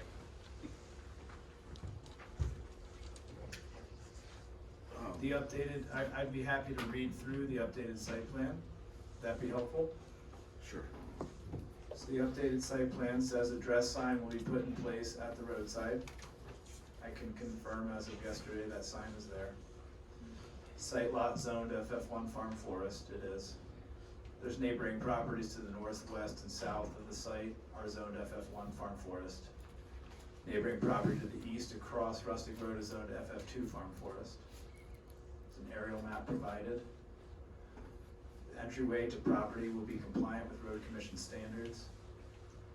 Decibel readings have been recorded with equipment running range from 45 to 60 at the northern property line. All existing trees to remain, except for those marked with X's, which you can see along the drive. Approximately 75 feet of trees will be added in 2 locations on the north property line as shown with O's on the map. Trees added will be at least 6 feet tall. Approximately 14 trees will be added and staggered in 2 rows. Approximately 75 feet of trees will be added to the south property line as shown with O's on the map. Site lays relatively flat. Wetland determination showed no wetlands present according to the state of Michigan. The USDA soil survey shows the working area for forestry production is located on Kalkaska sand. Fuel containment system is not required by state regulations, though it is provided. Log pile general area is equivalent to 200 feet east to west, 100 feet north to south, and not exceeding 12 feet tall. Waste receptacle surrounded by trees with plans to require request for waiver. Firewood processing equipment is a mobile unit. Portage-on present on property. Lot coverage of proposed property is less than 1% of the lot, 0.7%. Elevation plan for proposed pole building has been provided. Setback standards have been met.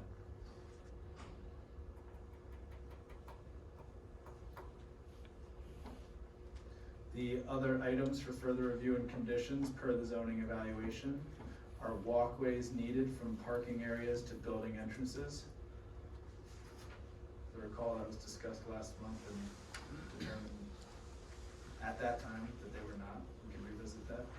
Are loading and unloading areas and outside storage areas which face or are visible from residential districts or public thoroughfares sufficiently screened to obscure the direct view from adjacent first floor elevations? That is why the O's are placed in those respective locations. Are reasonable visual and sound buffers provided, or should additional techniques such as screening, fencing, walls, green belts, and landscaping be required as a condition of the establishment of the proposed use? Is stormwater management needed, or will the planning commission waive the requirement? That was also discussed last meeting. Is an enclosure required for the outdoor waste receptacle, or does the planning commission find that the existing natural screening meets the intent of the section, will waive or modify the standard? The applicant provided a photo and requested a waiver of that due to the trees. And then the last item was about the hours of operation to help define limited, considering a proposal of Monday through Friday 7 to 6, occasional Saturdays, and frequently on Sundays. Staff has highlighted that enforcement of it Saturday and Sunday as proposed would be impossible to enforce.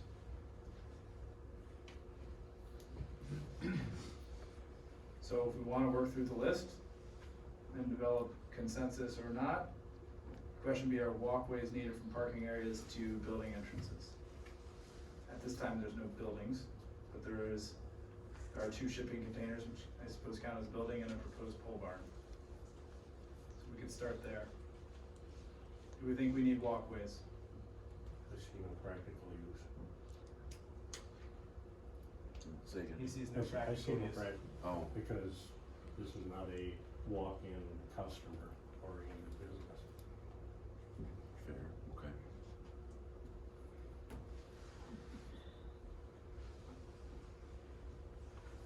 Are the loading and unloading areas and outside storage areas which face or are visible in residential districts or public thoroughfares sufficiently screened to obscure the direct view from adjacent first floor elevations?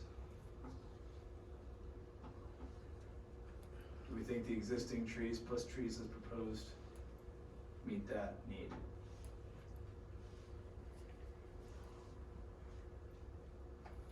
I'm not sure they do. Okay, I'm a little uncomfortable with that also.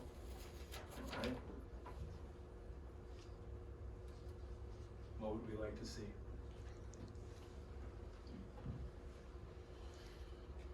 Taller, longer, more? Well, not necessarily the trees, but possibly a privacy apparatus to protect the neighbors until the trees get big enough to do their job. I like that choice of word, apparatus. Well, it's not a tree. It's a, Yeah. An apparatus such A as privacy a fence? yeah. I mean, common sense and geometry tells you that the closer to the noise source you are, the better it's gonna deflect when you put it next to the property line.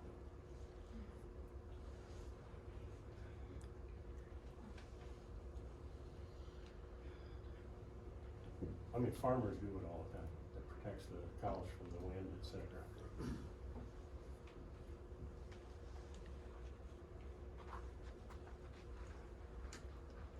Would anyone like to amend the site plan with screening?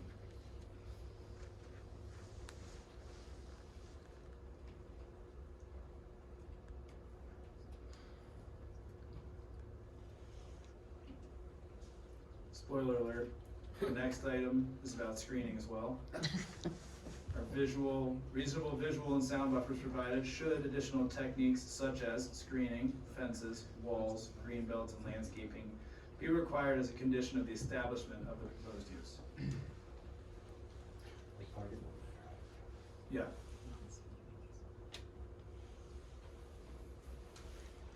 Anything you can, I thought the points you brought up last month. Brian, you can't Well, hear some of the other speakers. We can hear you fine, but. Thank you. Yeah, thank you.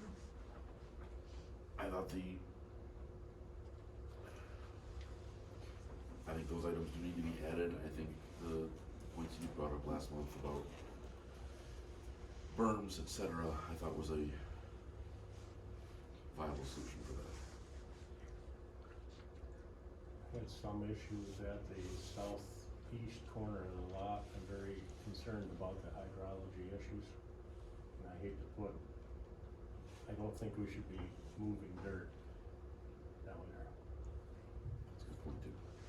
There's concern about the southeast corner of the lot and hydrology issues and whether or not dirt should be moved to construct a berm or not. The logistics of a berm are more complex. The ordinance doesn't list it. And the gentleman from 5390 Rustic Road highlighted that the 12-foot berms plus landscaping across the street do not adequately do it. If that's the case, I'm hesitant to instill that on this, with granted a much lower noise level than across the street.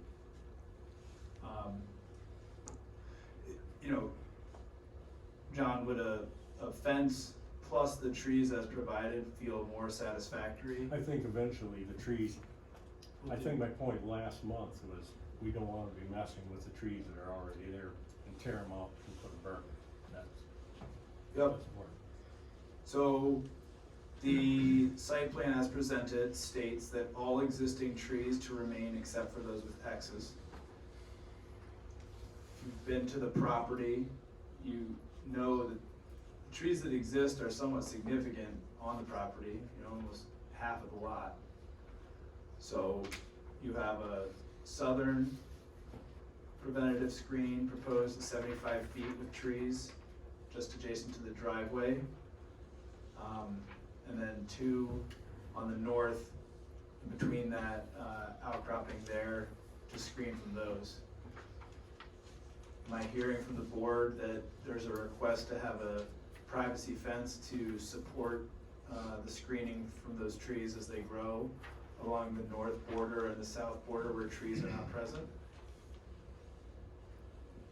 Just my thoughts, I think the fence should be at the north end of the log pile. Put the fence at the north end of the log pile. So define the 200 by 100 on the north side. Define that and have some kind of a fence at that point is going to actually, it's going to cover the property, the open part of the property line. I mean, if you get what I'm saying, from the source of the noise, past the edges of the fence is in the log pile area, it's gonna reach out and cover the entire north lot. I mean, that's my thing, is I'd like to see something to stop the noise as close to the source as possible.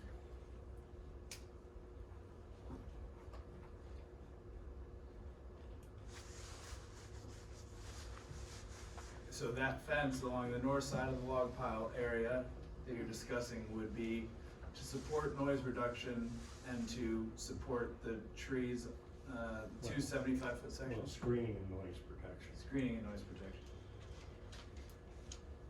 And I'd also request that the types of trees be identified. I know the height has been, but not the type. Excuse me, Tammy, I did send you something about that written. The diagram of the trees, remember that? In the second letter? No, I sent it separately as a diagram of the trees. Even still. In the Scotch pine. Yeah, we would just need to make sure to amend the site plan to detail that information. So your proposal was an evergreen, correct?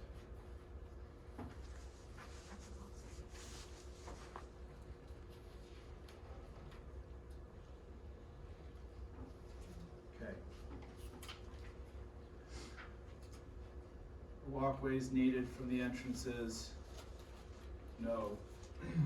Our loading and unloading areas screened, are visible, reasonable visual and sound buffers provided, such as screening, fences, wall belt, landscaping, walls, green belt, landscaping.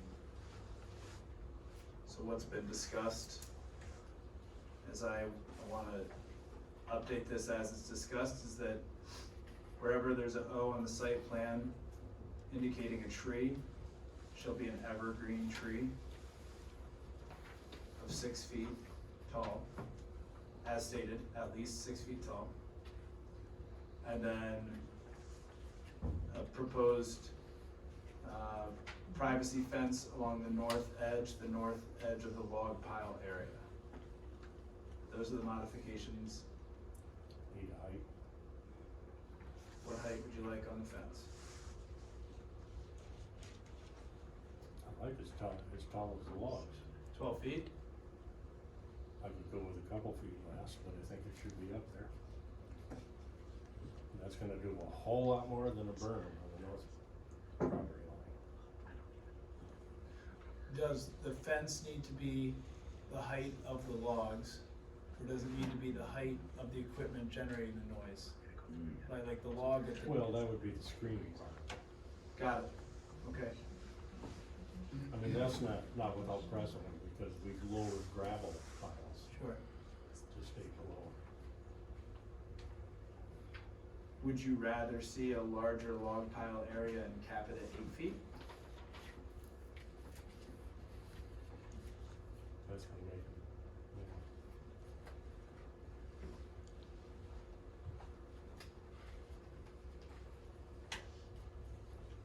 I mean, lower the log pile height. Right.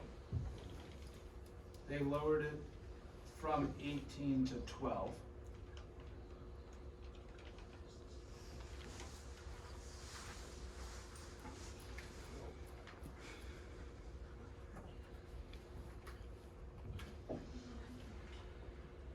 anybody else? Should request the type of fence. What, is Well, it that's a just- chain link? That's. No. Right, Have so to- if we're doing vinyl or wood, I don't know that you can do a 10-foot. Oh, yeah. I mean, they could put in, they could get useless hemlock logs out of the woods, take them to a sawmill, get the 12-foot, and they'll actually last untreated for 80 years. I'm sorry, I said anything. No. There's a guy on my road that just took regular fence pickets and stacked them on top of each other. It's quite tall. I think he's at 20 feet in some spots. Well, what I'm thinking is, you know, my own mind is thinking cattle, what farmers do. Yeah.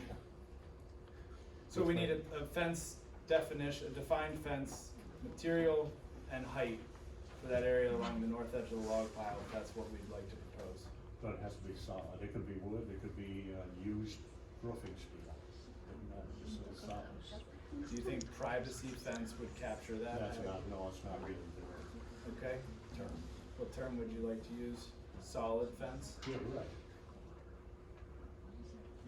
Solid fence of steel or wood to whatever height. And whatever height is what height? 8 feet? You wanna do a steel fence out there? He'd just given them, not chain link like pole barns, like siding. Yeah, like a steel roofing. All of my windbreaks for the cows are corrugated steel. Catches wind real well. Seems like that might reflect the sound. Or reflect the sound. Yeah. Like in a negative way? Like the wood would absorb the sound. Yeah. It would. We could keep it simple and say wood, Yeah, emulate the forest. yeah. Height of the wood fence. I'd like 12, but I could live with 10. Other thoughts? If you put in a solid wood fence 12 feet high, I'm pretty sure the wind will blow it down and you get a real strong storm. Put it back I up. believe any fence over 8 feet tall will require a building permit and would have to withstand the wind. Yeah. I think when you're considering sight distance and noise, you know, most of that's gonna be, even the heavy equipment, it's not, the engine's gonna be below 8 feet. Well, 8 feet at that location is gonna be like 20 feet at the property line. Right. Cause it's gonna, you're not looking right at it.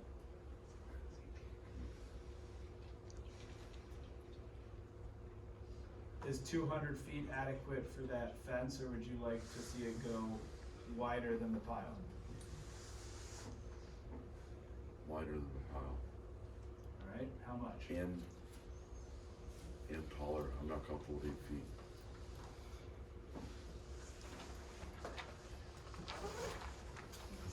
I think it's gotta be at least the height of the logs. I really liked the height of the machinery better. Would it be, and we could ask the applicant, would it be appropriate to tether the height of the fence to the height of the log pile?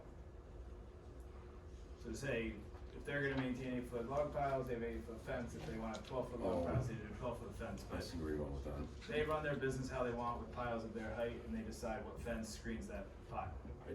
I'd go with that. That also gives you an enforcement point then too. Yeah, the two would be Right. equal. If the pile ever got higher, Yep. it'd be a violation.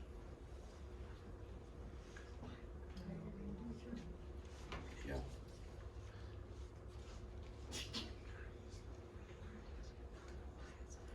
Solid fence of wood to match maximum height of log pile storage. To meet or exceed. Yeah. John? Jen? Solid fence of wood to meet or exceed max height of defined log piles area.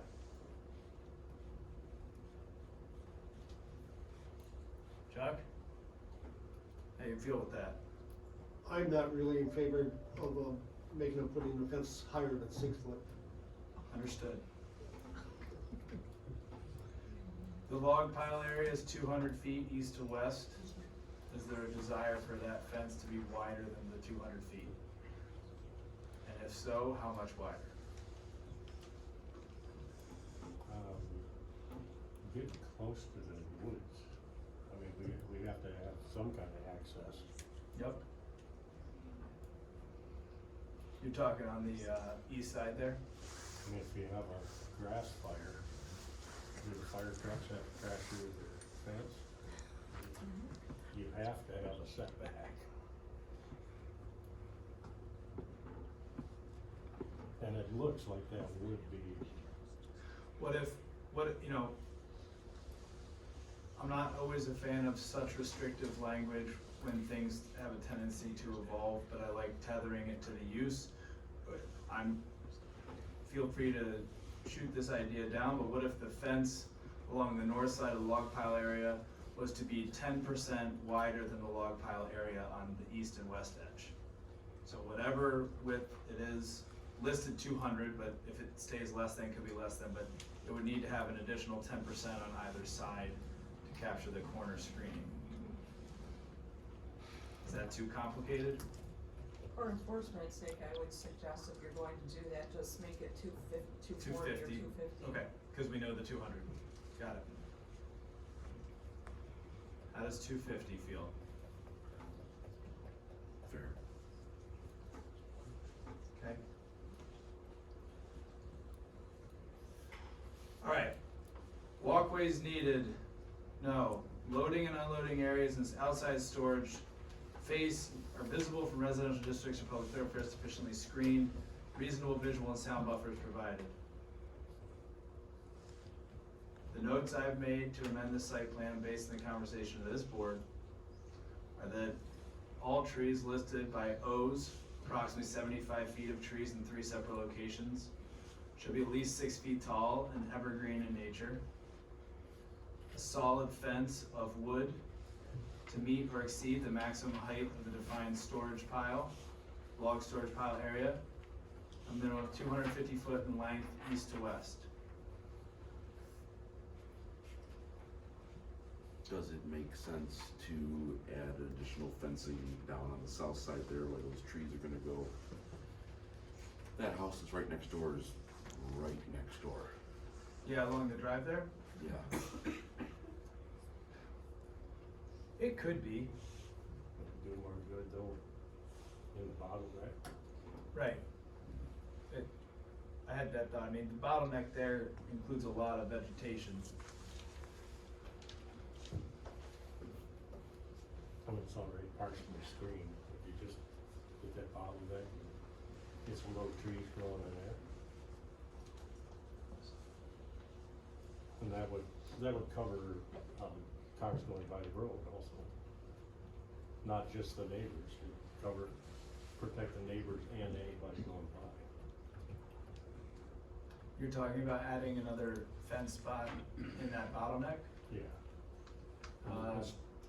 Just to More the, trees. just to the east of the X's? No, just east of the snow pile. Copy that. Between kind of a mowed path and then the scrub brush before you hit the trees? Yeah, in there somewhere. Feels like trees there would look more natural than a fence connecting 2 patches of woods. Alright, well, that also appears from the scale to be approximately 75 feet. Is that a formal request to add 75 feet of trees in a similar capacity to the east of the eastern snow storage area between the 2 patches of woods?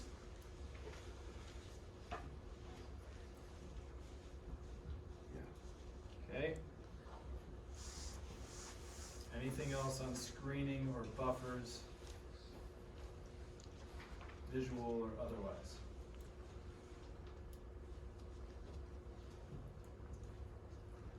All right, is stormwater management needed or will the planning commission waive the requirement? This was discussed in the evaluation and last week, last month, as being waived due to less than 1% of impermeable area. Okay, well, let's throw in that soil type. And the fact that it's calcareous sand. Yeah. Less than 1% of the 10-acre site is proposed for building coverage. No stormwater drainage plan was provided. Staff review concluded that stormwater management is likely not needed. Planning commission may waive the requirement pursuant to provision 4.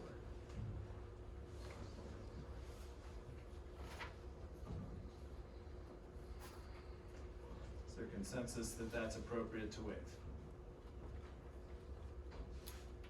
Yes. All right. H, is an enclosure required for the outdoor waste receptacle, or do we find that its existing natural screening meets the intent? A photo was provided. We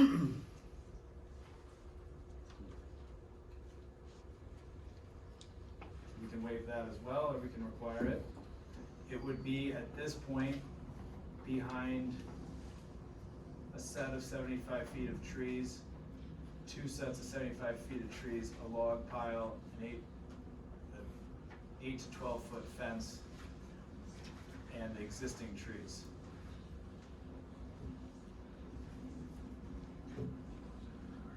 Thoughts on requiring screening, enclosure, or waiving?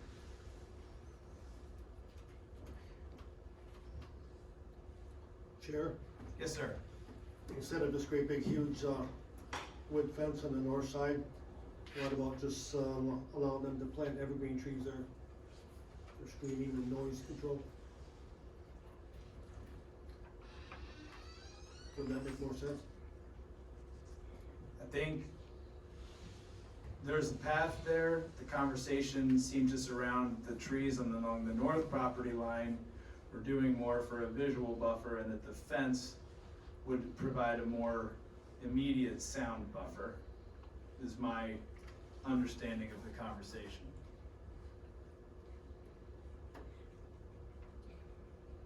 I think trees would look much better than a wood fence.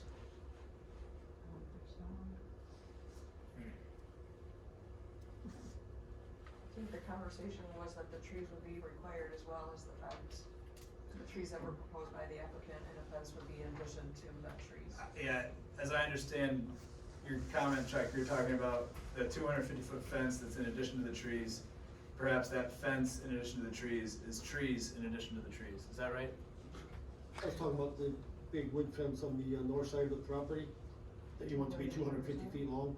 That is just along the north side of the log pile storage area, not the property line. The trees, there are still trees on the property line. Okay. Yep. Yep. My opinion on a waste receptacle is adequately screened from the road or any property owners. Okay. Given the location, current location. Consensus on that? Yes. Okay. All right, last item is hours of operation. Applicant requested Monday through Friday, 7 to 6, occasional Saturdays and frequently on Sundays. This board has discussed limiting those hours more specifically and not allowing personal use on weekends. Would somebody be willing to propose a set of hours of operation that would be agreeable to this board? I would suggest 7 a.m. to 6 p.m. All right. 7 a.m. to 6 p.m. Property owners already agreed to 8 to 5. Property owners agreed to 8 to 5. This one seems especially important to get right for this board. Is there a temperature check on that with the rest of the board?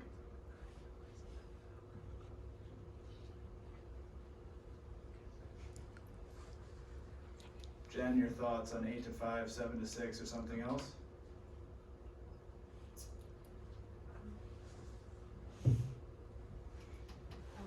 I would support 8 to 5. But Kelly, your thoughts on 8 to 5, 7 to 6, or something else? 8 to 5 is about better than the other. Scott?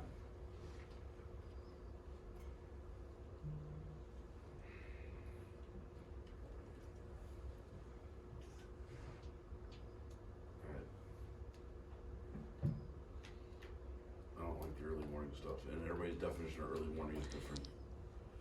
When does school start? 8.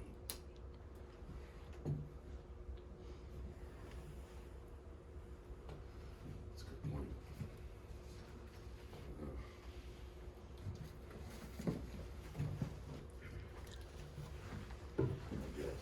Okay. Brett, your thoughts on 8 to 5, 7 to 6, or something else? I don't think it should be happening, so 8 to 5 is better than 7 to 6. Chuck, 7 to 6. John? All right. Consensus around 8 to 5.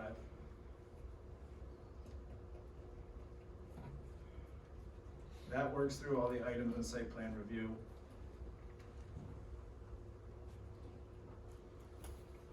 What's the final on the days then? Monday through Friday, nothing on the weekends. Understanding that livestock and non-log storage uses are not subject to any limitations, that would be, not part of this application.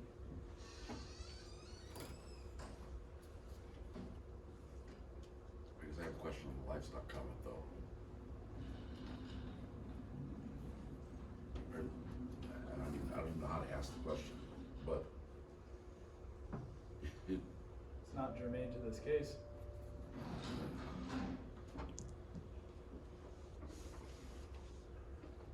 can they do livestock? Yep. Really? Anywhere they want. The Right to Farm Act protects it. Has nothing to do with this. This could be a pork feedlot with a sewage lagoon by right. That's state law, correct? Yes, sir. Could have 20,000 chickens by right. Or some number. Yeah, but that part is not part of this.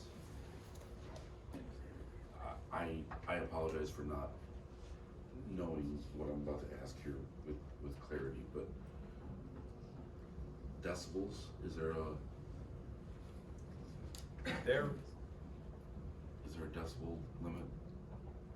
Not in the zoning ordinance for this use. Okay. Which is why the ordinance focuses on screening first and foremost, Right. yeah. I just, that's the remaining question I had. So we have a pretty modified site plan addressing those points.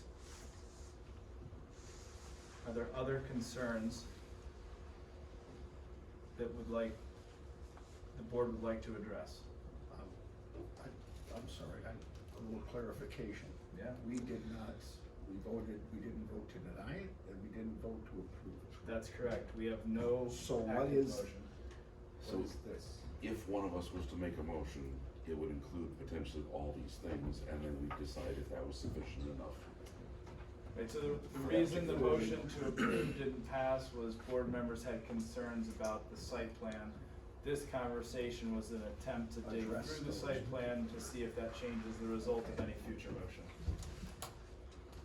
So we could discuss the site plan more with more additional points is an option right now. Another option would be that a board member could propose a new motion to approve or deny with or without the site plan as amended.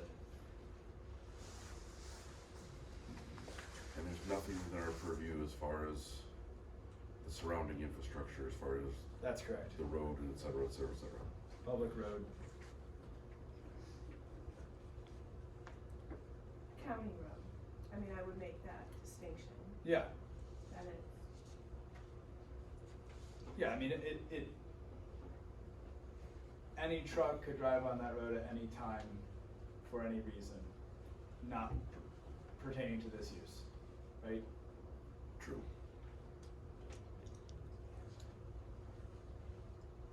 If there was a construction site or a gravel pit further down the road, there could be, 150 dump trucks a day, it's a public road, there's no. That's why the road commission, as I understand it, keys in on the commercial access or not for the drive, because that's the part where the public road meets the private use, and you oftentimes have excess degradation if you don't reinforce it yourself. That would be the determination for them to make with the road commission. The That road makes sense. commission's job being to protect their investment in the road. If there's no further discussion on the site plan review, I would entertain a motion from anyone on the board. Seems like we're working awfully hard to make this fit. So, I can either commend you for doing that and say, I hope no one ever says we don't, cater to, small businesses again.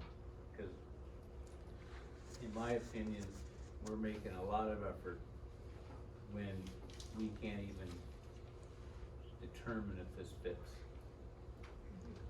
And if we do say it fits, we're going against Tammy, Laura, and the attorney we had here that came in and said what a great job that they did on coming up with interpretations.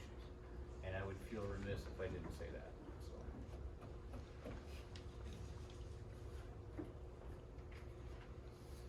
Are you prepared to make a motion? I made one to deny it. You do it again? I mean, it's kind of what's that? The conditions are doozy, though. Well, I understand that was thorough. I understand, But- just to get somebody to make the motion. Can I ask a clarifying question? As far as motions, we've already had a couple of motions go forward and been voted on. Are we allowed to put up those exact same motions again? Yeah. Or once one's been voted on, is it not eligible to come back? It's Or not not? modified. Yeah, they're Well, modified. yeah. It's not the same. Just to be clear, a motion to deny might look just as the previous motion to deny would look. That's why I was asking. A motion to approve, it sounds like would be wise to include the modifications, but there haven't been any modifications about the denial. Well, that was my question. If there was a motion to deny, then it would be the same. Is that is that allowed? You just keep on rolling. Okay, I just wanna make sure that it. Yeah. We just have to have a motion that passes on a, Majority. vote in order to have a decision. Okay. So like the decision to deny failed, so that is not an automatic approval, and the Right. decision to approve failed, so that's not an automatic denial, so somebody needs to make a motion, it could be either way. You need to have a motion that gets enough Right. votes to pass. Right. To Brett's point and the comments on being thorough, I think it's the absolute job of this board to be thorough in our job of what's presented before us. That was a thorough conversation around all of the items that were listed by this very thorough zoning staff to consider for a motion. It was a lot of conversation. It did not materially change a ton about the site plan, so, capturing these answers to these questions, these modifications, is, probably a sentence or two.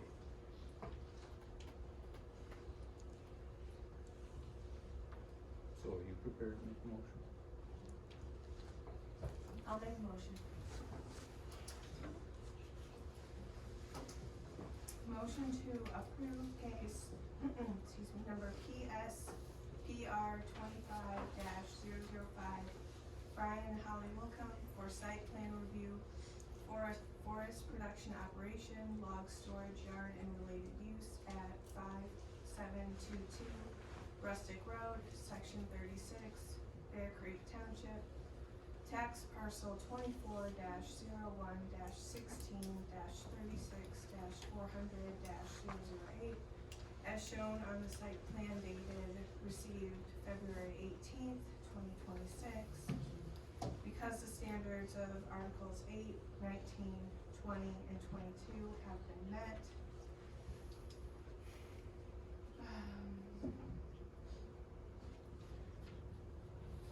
the facts as, based on the following findings, You wanna say as modified right, with the following conditions? right, approval is conditioned on the following.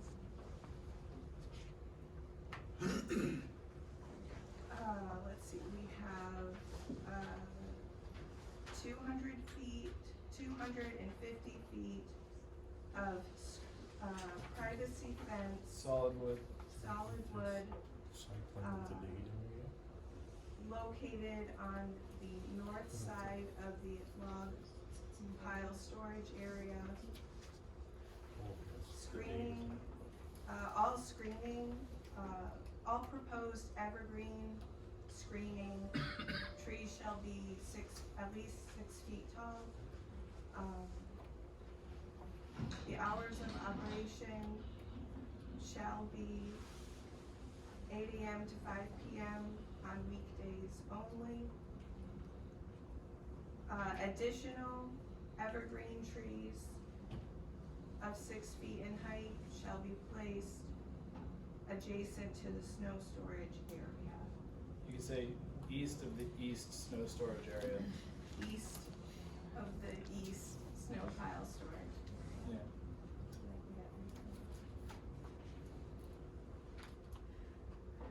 Do you wanna, then you could include waiving the need for this receptacle, stormwater, and walkways. Right, additional waste,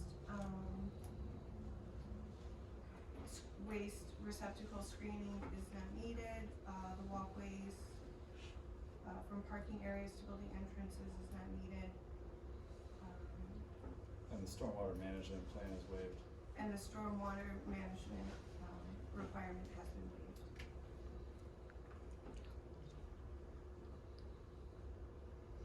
waived. Add on the fence for height, we discussed to meet or exceed the max height of the defined log piles. Yes, thank you for that amendment. And then the other condition that was part before was, that the driveway meet Emmet County Road Commission standards. Yes, please make that amendment.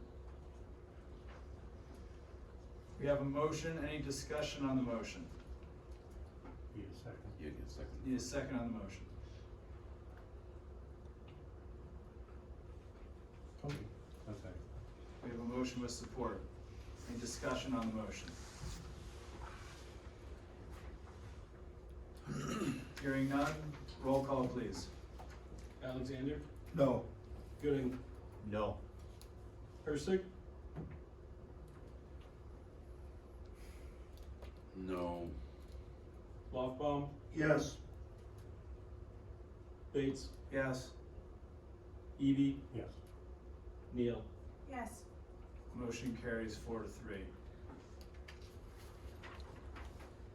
At this time, I propose we take a 5-minute recess. It's fast, not slow. 9:24. All right, new public hearings. Case PSUP 26-001, Alexis Holmes for a special use permit. Mr. Chair, I'll be leading this case. All right. Okay, this is a request for a special use permit and site plan review. This is for a home-based business for a dog grooming operation. The address is 7668 M68 Highway in Millfield Township. Here is the location map. This is just on the south side of M68. It's about a mile and a half east of US 31 in Millfield Township. And this is close-up aerial photo You can see the home, and there is a circle driveway on this property at the front. And we'll see a site plan momentarily that shows us more. The subject parcel is lot 7 of Sugar Maple Hills subdivision. It's approximately a half an acre. It's zoned R1 and is surrounded by R1 zoning to the west, north, and east, and FF1 zoning to the south. The applicant proposes, as I said, to operate a home-based business for dog grooming. The business is proposed to take place within a new 420 square foot accessory structure. Communications from Littlefield Township, the fire department, and MDOT have been received for this case. This is the site plan. If I click again, the location of that accessory structure is in yellow. It's just on the edge of the driveway, adjacent to some screening of some existing trees there, which we'll also see in photos coming up. Provided elevations by the applicant showing the front, rear, and side elevations, very much like a accessory structure, barn style building that you might see in association with a residential home. Here are the photos. The arrow is pointing down in the location of where the proposed accessory structure would be. Again, at the end of that driveway, and you can see on the right of that some existing trees and screening there. More photos. This, again, looking kind of to the sides and back into the property. So the review process and standards for this request is it will be conducted according to Article 4 for the R1 residential district, Article 19, 20, 21 for a special land use, which is required for a home-based business, general provisions of Article 22, and then the supplemental regulations for home occupations and home-based businesses is outlined in section 26.09 of the supplemental regulations. In the Planning Commission's packet, they have received the complete application packet submittal and site plan. MDOT review, they've indicated no requirements or concerns. The fire department has reviewed and indicated no requirements or concerns. Littlefield Township in this case was unable to review and deferred that review to Emmet County Planning Commission. Public comments, none have been received on this case. And as a special land use, special use permit, of course, there was all the noticing as required in that case. And then, of course, the zoning evaluation, the staff review dated February 17th of 26 was also included in the packet. So as we saw in the previous case, the zoning evaluation kind of sums up with a list of items requiring further review and or possible conditions in a case. And for this one, really for special land use category, the only additional discussion that we were recommending from the planning commissioners was to look at those supplemental regulations. Not that there was a concern, but that is the decision that the planning commission needs to make. For site plan review, we noticed that snow storage locations were not shown on the site plan, and that is one of the requirements of the site plan. When the applicant received the zoning evaluation, which we always provide to applicants, the applicant followed up and provided an updated site plan on February 26th. That came after your packet supplement was sent to you, but it is on your desk tonight, and it will be projected here in a moment. Lastly, the supplemental regulations. We're just asking that the Planning Commission determine if the standards are met to grant that special use permit. The zoning evaluation kind of goes through and believes that those standards are met, but ultimately it's up to the Planning Commission to grant that special use permit. Here is the site plan again, the first site plan that was received and included in your initial packet. The second one on the right was the one received on February 26th, with the blue arrows are pointing to the snow storage locations, and they are adequate. And again, that is included on your desk with items that were distributed this evening. That is all I have. If there are any questions from the planning commissioners on the case. Great.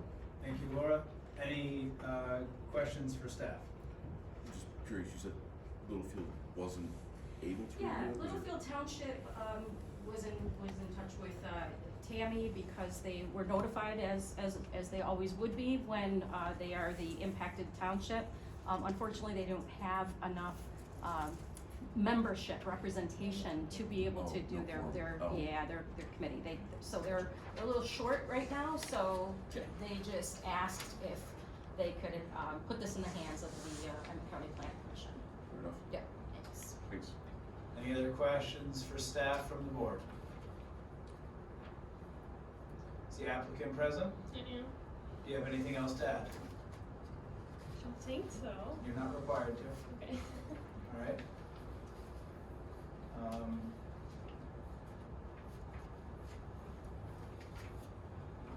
feel like I provided everything. If we had any questions, I could answer, but. This is the second home-based occupation we've had in the last couple of months, and both have been very thorough applications. So kudos to you. This was very thorough, and yeah, we appreciate that. It makes our job easier. All right. At this time, we'll open the public hearing on this case for public comment.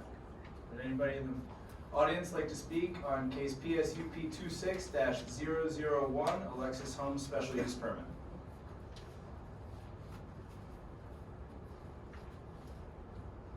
Hearing none, we'll close the public hearing and move back to the board level to discuss this case.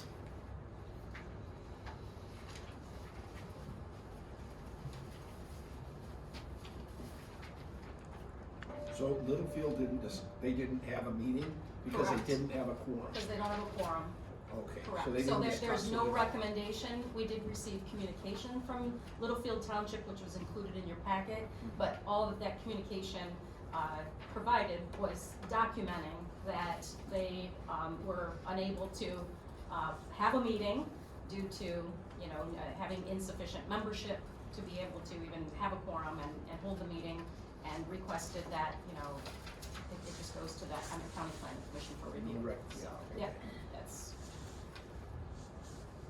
So items before us are to address the supplemental regulation standards for special land use in this category. Snow storage locations have been updated, and does it meet the supplemental regulations for the home-based business to grant this permit?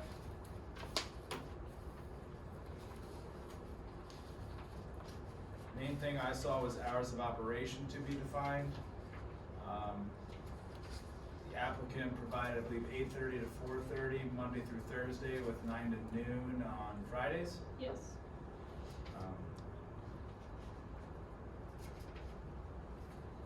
That certainly seems in line with the home-based occupation.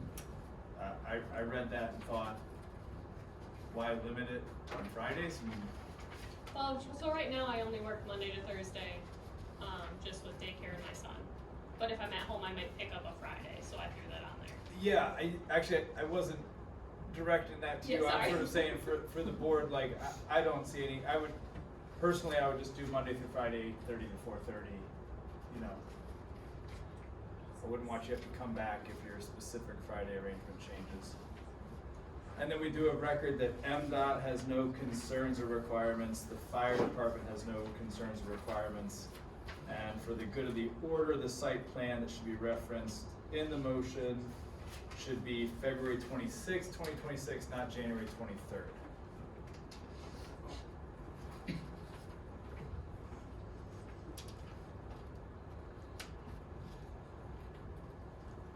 At this time, I would welcome any conversation amongst the board.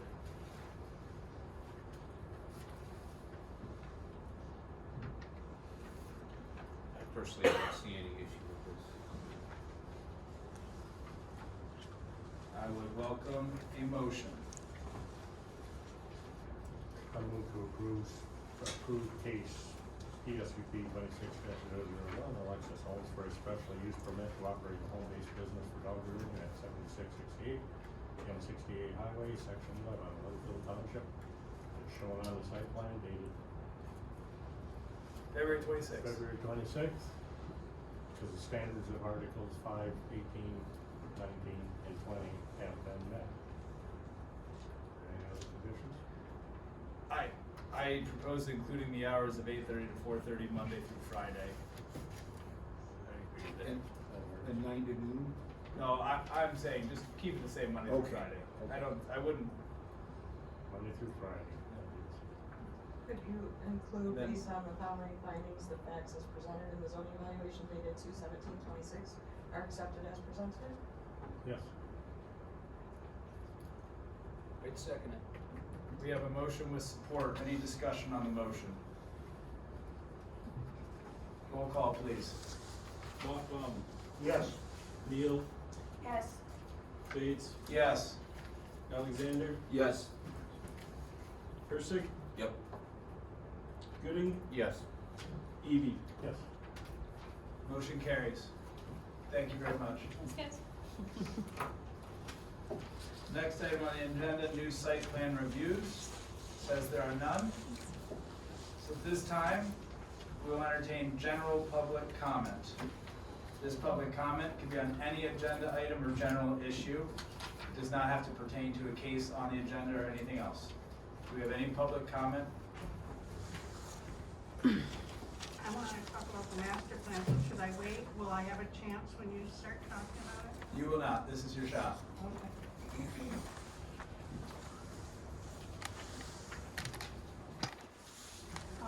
Just a couple of things about the master plan. I've read a lot of them, and if I'm not incorrect, maybe Tammy can help a little here. I think I read before I came tonight that Beck and Rader is proposing to change the order of the master plan. Is that right? The Please, content, just- table of content? Just direct the board.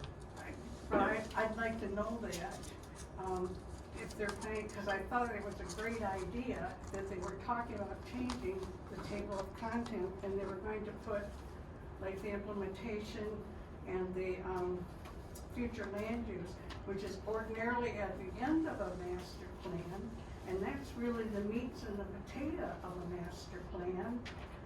I like the idea if they do that, and I'm hoping that I read that, you just, that was a proposal that I saw. And, I think it's a great idea, because so many of the master plans I'm reading, and they've heard me say this before too, I call it fluff and puff. It's just stuff, and you really, if somebody's gonna read a master plan, they wanna know what are your plans, what are your future land use plans, and what are your action plans. And so, if that's the truth and that's what's going to happen, I'm hoping that each of you really get busy figuring out what you want in your action plan, and don't wait for a consultant to tell you what's gonna be in there. You guys are planners, so please, do a good job. Thank you. Thank you very much, Carla. Any other public comment on any item? I saw that there's what's called a site, sorry, Tom Baldwin, a site plan minor modification request to the PUD that's going to be discussed. I'd like to raise a procedural question regarding the classification of this request as a minor amendment under section 16.04.3 of the zoning ordinance. The ordinance provides several examples of what constitutes a minor amendment to a final PUD plan. These examples include reorientation of buildings, realignment of roads, drives, pedestrian ways, or parking lots, changes to floor area, and adjustments to the phasing plan. In other words, the examples provided in the ordinance largely relate to technical adjustments to the physical layout of site elements. The request, as I understand it tonight, appears to involve relocating the playground and dog park within the development. According to the applicant's letter, this relocation would also allow the developer to eliminate the construction of restroom facilities that were previously part of the approved plan. While the ordinance includes a general statement that minor amendments must not violate area or density requirements or affect the overall character of the PUD, the specific examples that follow are all limited to layout adjustments. The ordinance does not list relocation of recreational amenities or elimination of previously approved facilities among the examples of minor amendments. Because the planned unit development is approved based on specific configurations of uses, amenities, and improvements shown on the final PUD plan, changes to those elements may go beyond the types of technical adjustments contemplated in section 16.04.3B. For that reason, I would respectfully ask the Planning Commission to first determine whether this request meets the ordinance definition of a minor amendment, or whether it may be more appropriate to treat it as a major amendment and follow the full review procedures outlined for amendments to the final PUD plan. Thank you for considering that clarification before proceeding with the request. Thank you very much. Is there any other public comment from the audience on any item? All right. Hearing none, we'll close public comment and move on to other business. First item on other business is text amendment, storage uses, input from townships. So as reported at the last meeting, we did provide the townships with a zoning evaluation and suggested text that was prepared for this planning commission for the January meeting. And we, in that information, asked that the townships provide us feedback before our April meeting. Yep. So we don't have anything to report from any of the townships. It was discussed at Bear Creek Township, but they did not make a recommendation. We are working on updating or providing zoning maps to you that show where the industrial and business 2 B2 zoning districts are located within our county. And I have spoken with other townships that are planning to review or have reviewed, but haven't provided us anything in writing yet. Additionally, we did contract with our planning consultant, Beckett and Rader, regarding this and asked them to provide us with some information, review what we proposed. We also asked them to look at battery energy storage system facilities and Data centers. And provide us, thank you, provide us with information on those as well. So that will be coming in your next packet for the next meeting. Great. Additionally, we did have a article that was provided to us by Jackie Hall, and we indicated that we would provide that to you for your next meeting. Great. Relative to data storage centers. Second item is master plan, update on survey 2 and review chapters 1 through 4. Do we want to do that right now? Or do we want to bump that? There might be people here that want to have a discussion about that. Yeah, I think there's probably people here for that, and I know there are people here for number 4 as well. Okay. So I don't know if you want to. We'll stick with the schedule. Okay. That's fine. So Great. master plan, update on survey number 2. Oh, you already did it. Okay. As you know, the survey number 2 closed on February 28th. We have continued to just receive tremendous response, and we are at approximately 2,000 responses. Woo-hoo. So it's really phenomenal. We're very happy with that. So right now the consultant is busy compiling all of the data, and already some of the responses from this first survey and the open houses you saw were incorporated into some of the foundational chapters that you're just reviewing. And just to clarify for everyone, the chapters that you're seeing so far and where we are in the development process is the background studies and the foundational chapters. We are not at the point of making decisions about, say, supporting businesses or something like that. That will come later.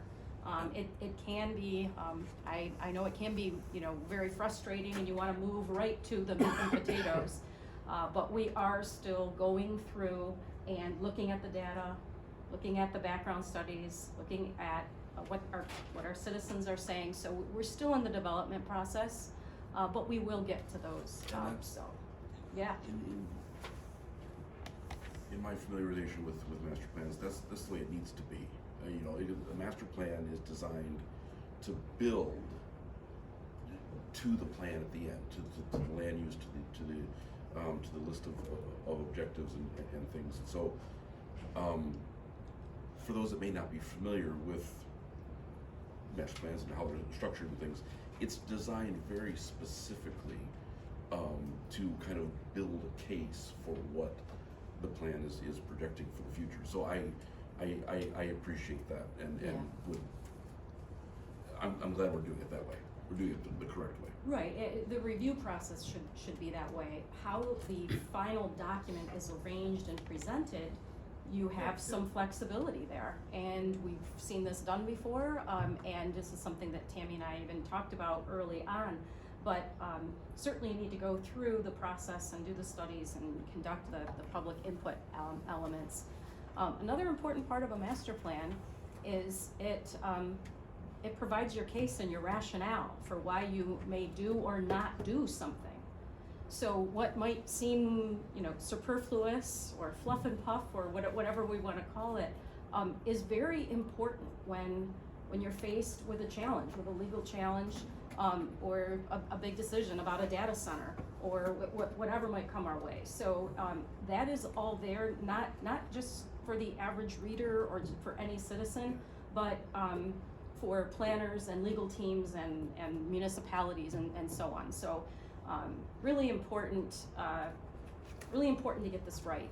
But it also is really important that it is your plan, it is our plan for the community, and we will work very hard at those implementation sections when we get to them. So let's move on. So as was highlighted, this is part of the memo that was included in your packet after a conversation that we had with Beckett and Rader, and after bringing some feedback that we received from some of the planning commissioners and also citizens and Tammy and I about making it user-friendly and readable. We requested to kind of flip the arrangement kind of on its head a little bit, so that when you do pick up a master plan, you do get right to what are you going to do. But to do that right, we feel it's very important to have what you can call an executive summary or a synopsis at the beginning. And some of Jennifer's comments were like, this is really long, this is a lot to read, this is dry, and we understand it's a slog to kind of get through a lot of that. But what we really appreciated from Beckett and Rader's draft that we've seen so far are that like the key takeaways at the end of every chapter. So that's like the what did we learn, what's it all about portion. So anyhow, in the memo that you received, it's summarized. This reorganization of the table of contents would front load policy, so the synopsis, goals, future land use come first. It still highlights housing because we have to, partly because that is a requirement of the Michigan Planning Enabling Act, and also because of some grant funding and a focus that we certainly have, and it has been reflected in the needs and desires and the feedback of the community as well. All of the supporting analysis gets grouped together: transportation, public services, natural resources, coastal resiliency, et cetera, all provide the context, like I said, the context and the rationale for those policy decisions, and then it moves the background to the end, demographics and regional context, and then of course the appendices of the community engagement. So this is the 9 chapters that we would be going through in a regular order. It kind of mirrors what our master plan, our current master plan looks like. And roughly what that shows is the introduction and background studies, demographics are the first 2 chapters. Then it builds to analysis of those existing conditions, priorities, and projections. Kind of goes through all of that. And then you end with the policy land use action plan portion. So it's intuitive, it makes sense if you're going to invest the time to read all of those pages. And then you can go to the appendix if you want to see the actual public input part. So the reorganization that is being proposed is to go to 10 chapters, but the first chapter is that synopsis. So that synopsis would provide an overview of the master plan's purpose, the process and the key policy directions that we came up with. So you could, just by looking at the first chapter, kind of know why we did the master plan, what we undertook, and what the key takeaways are, just in that quick synopsis, first chapter. Then it goes right into goals and implementation, followed by the future land use and development framework plans. Then after that is all of the basis, all of the rationale, and you could go to those. It's also really helpful in a master plan that we've seen where you can, if it's a PDF, you can link. So as you read the synopsis, you can click on the key takeaways, let's say for transportation, and then if you want to read deeper about the transportation, you can go to that chapter and read all of the supporting research and information that's compiled. So just very briefly, this, like I said, flips it kind of on its head. We start with policy and the action plan. What did we undertake? What is our vision for the county, and what are we going to do to get there? That's basically going to be right at the front end if this is what the Planning Commission wishes to do. Then we still have kind of the analysis section. What are the existing conditions? What's projected to change? And what are the concerns and priorities of our citizens? That's kind of that meat in the center. And then we have the background information, demographics, county overview, that kind of background information. And then we still would have the appendix at the end. So that's what's being proposed. And since it got brought up, kind of wanted to really focus on this. I mean, you could have read it, but for our citizens, for everybody in attendance, that's what's proposed. So I want to get your feedback on that. We would still review in the same order, the same, same plan that we had, because, otherwise it doesn't make any sense to decide where you're going before you look at where you are. I like this better. I've always been an advocate for making sure the ordinance, the language, and everything we put forward is sort of customer, citizen-centric, and this feels more citizen-centric. I think the sequence of doing it makes sense because you can do the analysis while you're still collecting the data to come up with the goals. But in terms of a end result deliverable, this feels appropriate to me. And I recognize that a lot of people in the common vernacular believe that the master plan is one page. It's the future land use map, right? So I recognize that some people are surprised to find a binder where they're expecting one picture for the master plan. So I think leaning into that and getting it at the front makes sense. It's practical. It applies to how people behave. But I think the rest of it is still especially important because it provides all that background and analysis. Does that address some of the concerns you raised, Jennifer? By just bringing that to the front and making it more user-friendly? Does that, I know that's not all of it, but just wondered if you think that would be beneficial. Yeah, no,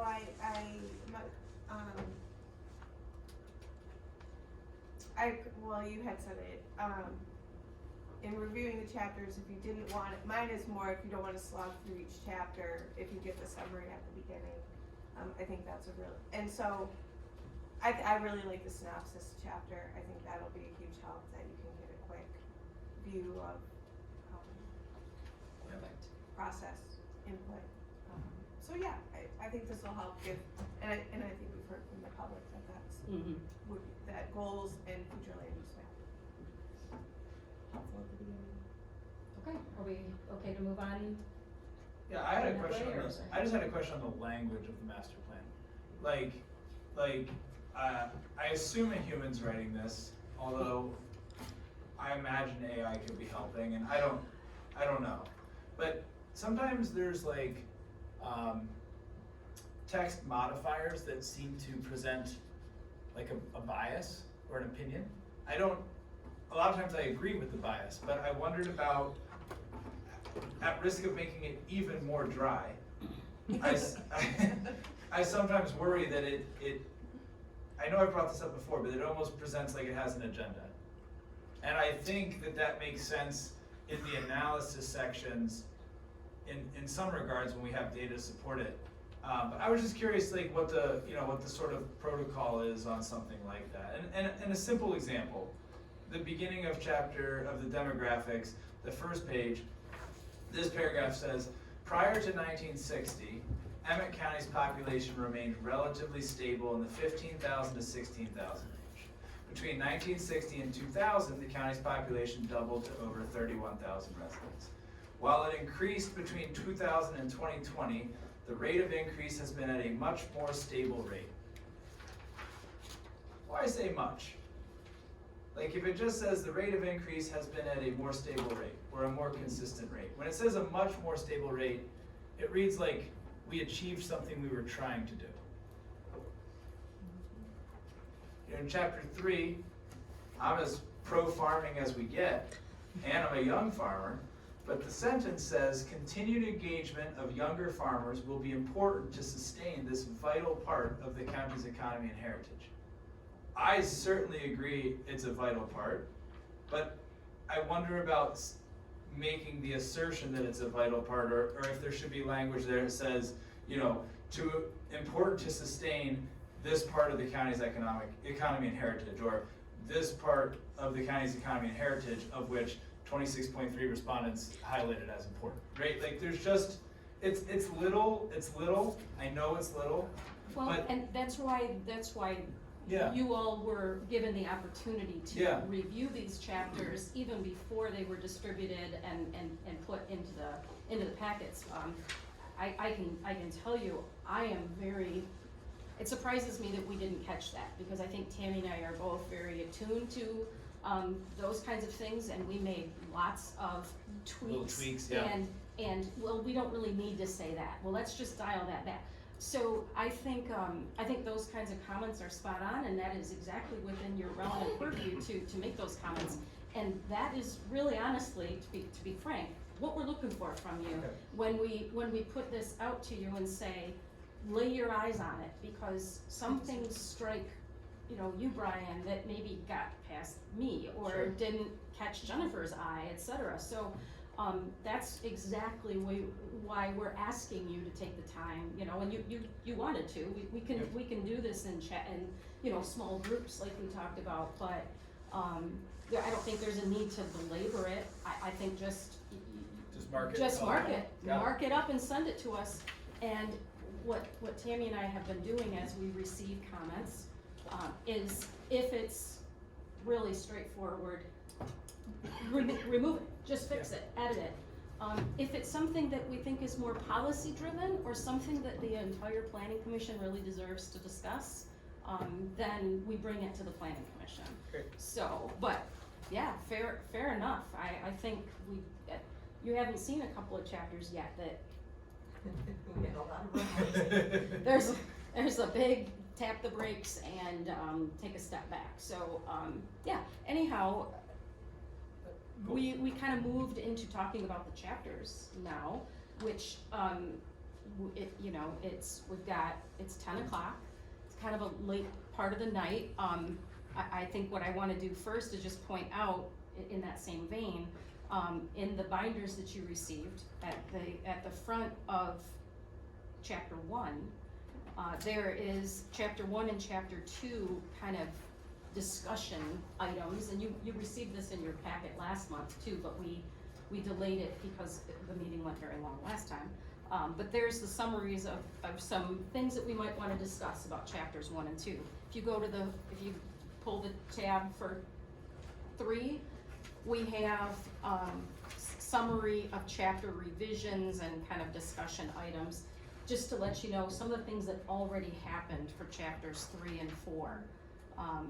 Some based on feedback from a couple planning commissioners and Tammy and I reviewing and discussing. So that's what we provided you, and then we provided the updated draft. This is by no means in its final form. Yeah. So so at this point, I think we probably need some direction, because it's 10 o'clock and we have some other items on the agenda. We can ask you if you have some general feedback that you want to give for each of these 4 chapters. You could email us with those markups that, like Brian just mentioned, and/or we might consider the need to have special meeting. Yeah. Because, you know, it's a lot to pack into one night. And we wanna give you your full time to go through this. So, on the agenda, do we have a sense of the caseload next month? 2 new cases. 2 new cases. I don't love the rotation of it's late again, let's push it, it's late again, let's push it, cause then 2 chapters turns to 4, turns to 6, turns to 8, which brings up the special meeting conversation. Open to feedback, but my current feeling is perhaps we try to push this review to next month. And then if next month we find ourselves in a similar boat, we would have to assign a special meeting following that. Right? I mean, I'm the eternal optimist. I hope next month is better, but I think, thoughts on that? Before you go into that, I would like to clarify a couple of things. We've heard a couple of times about the engagement committee. The engagement committee is not involved in the drafting or the text of this in any form.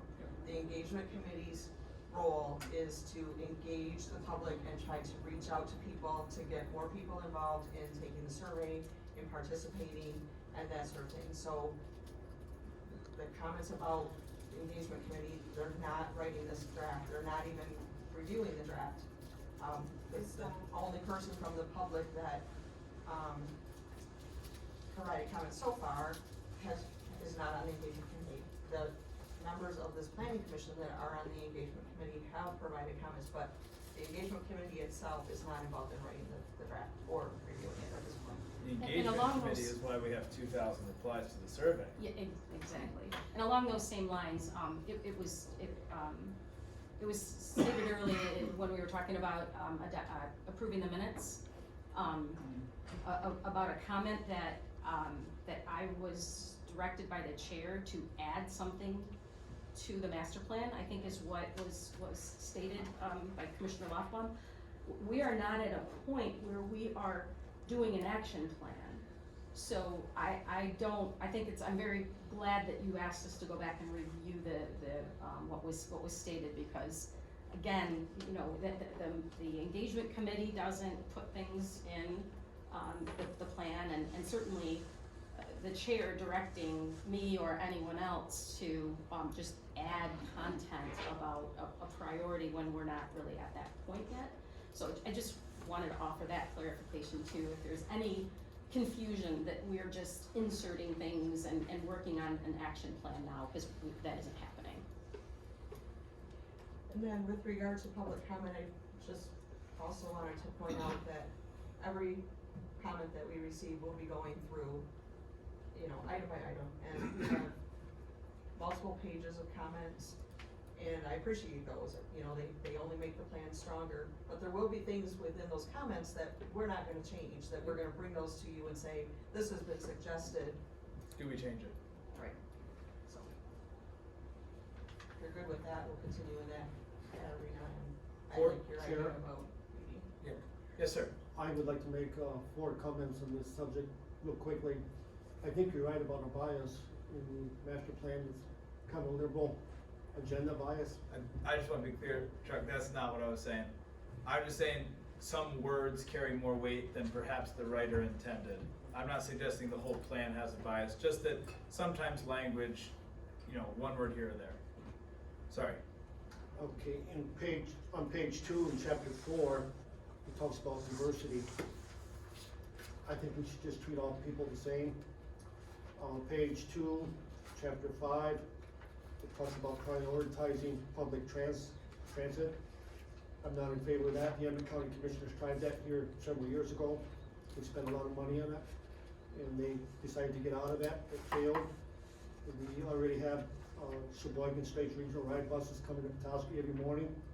And leaving late in the afternoon. They get rides here all day long. We have taxis, cabs, and so forth. And most care facilities have their own transportation. On page 17, I disagree with this statement. This is a direct quote. direct growth toward Petoskey, Harbor Springs, and Pellston, while discouraging scattered rural development. I don't want to discourage any development in Emmet County. Page 18, it talks about strengthening only small locally owned businesses. Or what about the medium and large sized businesses owned by whoever? That's all I have to say about that. Just to clarify, the chapters you referenced are not drafted or published. Is that from the previous master plan? That's from this black book here I got a few days ago. And you have a chapter 5 on housing? On transportation? Public transit. I was given a new notebook tonight. I haven't had a chance to go through that yet.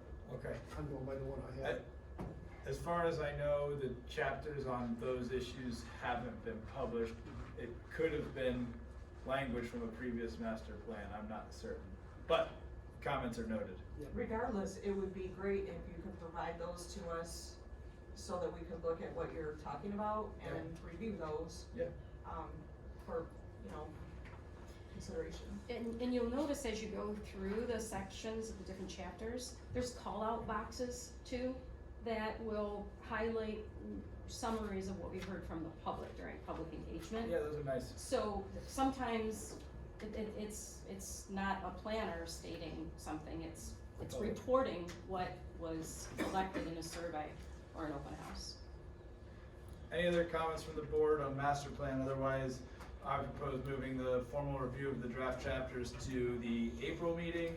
And if that does not pan out, a special meeting would have to be defined next month. I agree. All right. Number 3, site plans reviewed administratively. First one, 1922 Harbor Petoskey Road, food trucks, Bear Creek Township. We're waiting on an updated site plan to provide to the committee. B, 8383 South US 31 Highway Office Building, Littlefield Township. Same thing, we're waiting for an updated site plan. Number 4, site plan minor modification request, JB Donaldson Legends, Bear Creek, PUD. Okay, so I wanna make sure that you realize that this is a request for a minor modification to the site plan. In December of 2025, the final PUD and final site plan were approved with 2 separate motions, and the motion that we're talking about is the motion to approve the site plan, which included 10 conditions. The zoning administrator was to verify conformity with the conditions of approval, and here are the 10 standards that were, conditions that were placed on the site plan after the final PUD was approved. So one was 7, the fence that relate to this request. The fenced play area shall be moved away from the access drive as determined by the zoning administrator. And then 9, restroom facilities to be located near the fenced in play area as offered by the applicant. So I did receive an updated plan from the applicant. They request that a minor change to the site plan be allowed, and that they would place the playground within 300 feet of all apartment buildings so that people can use their own bathrooms. And they indicated that maintenance and safety concerns regarding unsupervised lockable bathrooms near the kids' playground were reasons that they would prefer not to have a bathroom there. So the proposal is to move the playground as shown here to the interior of the site. It was located formerly by the fenced pickleball courts in the top left area across from the clubhouse. So the proposal, really the request that's being asked to be modified would be number 9. So the number 7, I feel that has been met. It's moved away from the access drive area, but number 9 is the one that is being requested to be modified. I remember this conversation because I thought one of the conversations was that instead of having it by the access drive, potentially putting it where the dog park was. And then the conversation there was then it's really far from any amenities because by the pickleball courts it was near the clubhouse. And then I'm pretty sure I'm the one who asked for a bathroom to be near the playground because now the playground's far away from any bathroom. And so we've kind of come full circle. The bathroom that we asked for to be near a playground that wasn't near anything is no longer needed because the playground is near things. Right, and, that's how I felt too, however, the way the motion was written, each one was its own own condition. So I didn't feel comfortable approving that administratively. Okay. And the ordinance allows me to bring that to you to make a determination. Whether Okay. this is a minor or minor enough adjustment that it could be. Adjusted. Say it again? I'd say minor. Yeah.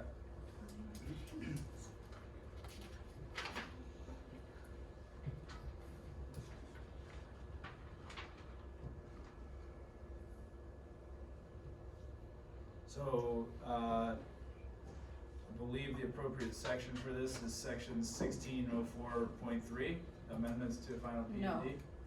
This is a site plan. Sorry, you're right. Yes. My apologies. So, Which is, check. which is 20. under that. 20.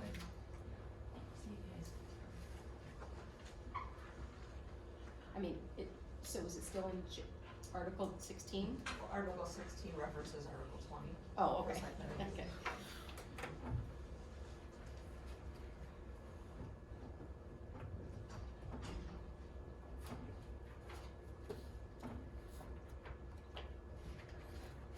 There's nothing in Article 20 that addresses playgrounds in proximity to a Yeah, to a restroom. bathroom, right.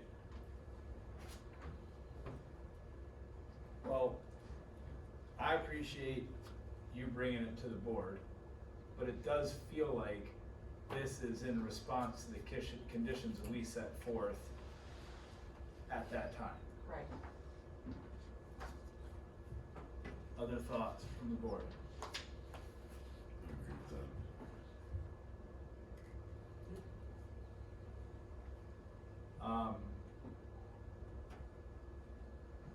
It feels like perhaps a voice vote to agree that this is a minor modification would be appropriate. And if you feel that it's acceptable to eliminate that condition that was placed, The restroom. condition number 9 to the site plan review portion of this request, then we can modify that in here. All right, so I would be in, looking for a motion to assert that the modification as presented is in fact minor and to strike item number 9 from the, condition number 9 from the site plan motion, site plan conditions. So moved. Second, so moved. Think you're gonna need to make the motion. I think you're gonna have to do it. Yeah. So you guys are really paying the price for me being chair tonight. Yeah, no kidding. Should we back it up so you see the date of this? Oh, December 4th.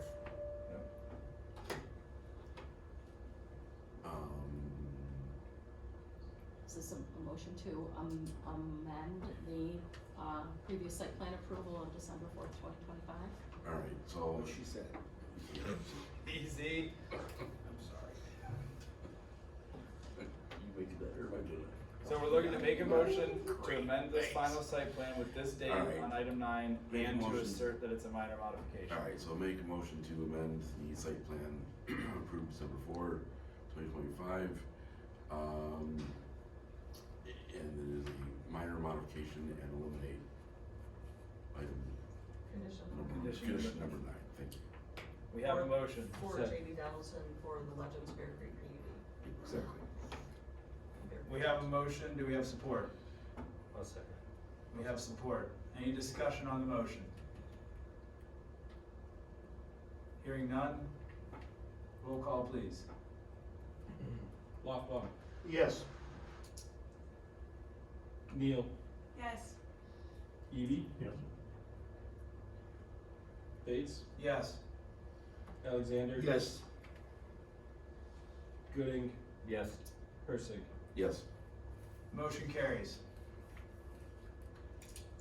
Item number 5, Communications Beckett and Raider newsletter. Whoops. Zoning Coordinating Committee, Resort Township. We can add this in. Resort Township at their last planning commission meeting made a recommendation to their township board to rezone property, that's shown here on,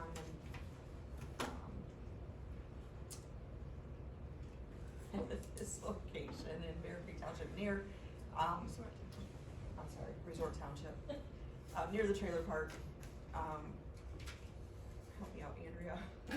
Bay Shore. Near Bay Shore. So I wanted to point out the different zoning. You might look at this and say, well, it could be considered a spot zone, but all of, the pinkish area on the top, purplish area is, PUD2. It allows for multiple uses, mixed uses, and high density residential is one of those. And then in the reddish, that's, or purple, it's R2B, and then the reddish is B2. And then this pink periwinkle area is all farm forest, so the subject area that's shown here is proposed to be rezoned to R2B, and it's a conditional rezone, which is very similar to our PUD. A conditional rezone that does not allow for any commercial uses, so residential uses only. And the Township Planning Commission recommended approval to the Township Board. There is a memo and a packet on your desks tonight, and I have a memo here for the chair to sign if the Planning Commission supports. So basically it says the proposed conditional rezoning based on the Resort Township zoning evaluation and Planning Commission review appears to meet the standards identified by the Planning Commission to support the recommendation of approval. The proposed rezoning is consistent with the Emmet County Master Plan, which supports higher density residential uses in appropriate locations.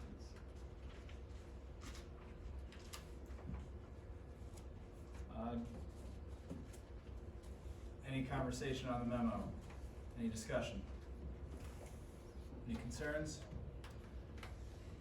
All those in favor of supporting the chair sign the memo from Emmet County Planning Commission and its role in the zoning coordinating committee signify by saying aye. Aye. Those opposed? Motion carries. All right. Communications, Beckett and Rader newsletter. You have received one in your packet, and then one came out today, so that's placed on your desk. Basically, that's just communication, no action is needed. And then I wanted to let you know about the House bills that are being proposed right now. House Bill 5530, 31, 5581 through 5585. There's a brief synopsis on the screen, then I'll email that to you if you had any interest in supporting or not supporting those. We'd be happy to send a letter or an email to our legislators, and if you have no concerns, then we'll just leave it the way it is. Basically, it reduces lot sizes to maximum of 1,500 square feet that a community could require for single-family residence, which is 29 units per acre, if there's water and sewer, and the site will be served by the water and sewer. Site plan reviews would have to be completed within 60 days of submittal. Minimum dwelling size could not exceed 500 square feet. Maximum of 1 parking space per dwelling unit, and mobile homes would have to be allowed in any single-family dwelling district. 5583 wouldn't apply to Emmet County. 5584 would require duplexes to be allowed in all zoning districts and as regulated for single-family dwellings. And then 5585 would allow accessory dwelling units with additional standards and 5-foot rear yard and side yard setbacks. So all of these would require some modification to our zoning ordinance if they went through. And are they being proposed as a package, or are they gonna be voted on Individually. Okay. And then, MTA opposes, Michigan Association of Planning supports with changes. MML is my understanding, opposing, and the chamber has not taken a stance. So a lot of consensus here. Is what you're saying. All right, commissioner comments. Any general comments from any commissioner on any topic? Good job tonight, Chair, Vice Chair. Thank you for leading on here. Absolutely. Thank you to staff for bearing with us. Yeah. Appreciate all of the work on the master plan.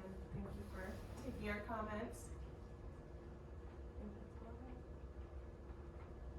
I have a question, and it might be for our staff or this board, it also might be for the Board of Commissioners, but I've mentioned this before, it's come up at different times, but as a comment, I would really like to explore the possibility of having a Zoom functionality for all county planning commission meetings. As a request, I'd like to understand what is or is not involved with that. But I really feel like we're limiting the opportunities for public engagement, and we have the technology to do this. Other townships do this with much smaller, population centers that they service, and smaller boards and smaller everything, and they manage to pull it off. And I really feel like it would serve this board to have that option.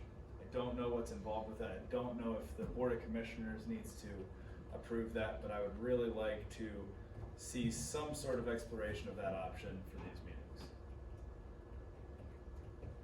My second comment is adjacent to that, which is I would really like to thank Ion Emmet, whoever they all are, for their sustained recording and distribution of all the public meetings here, Bear Creek Township, City Council.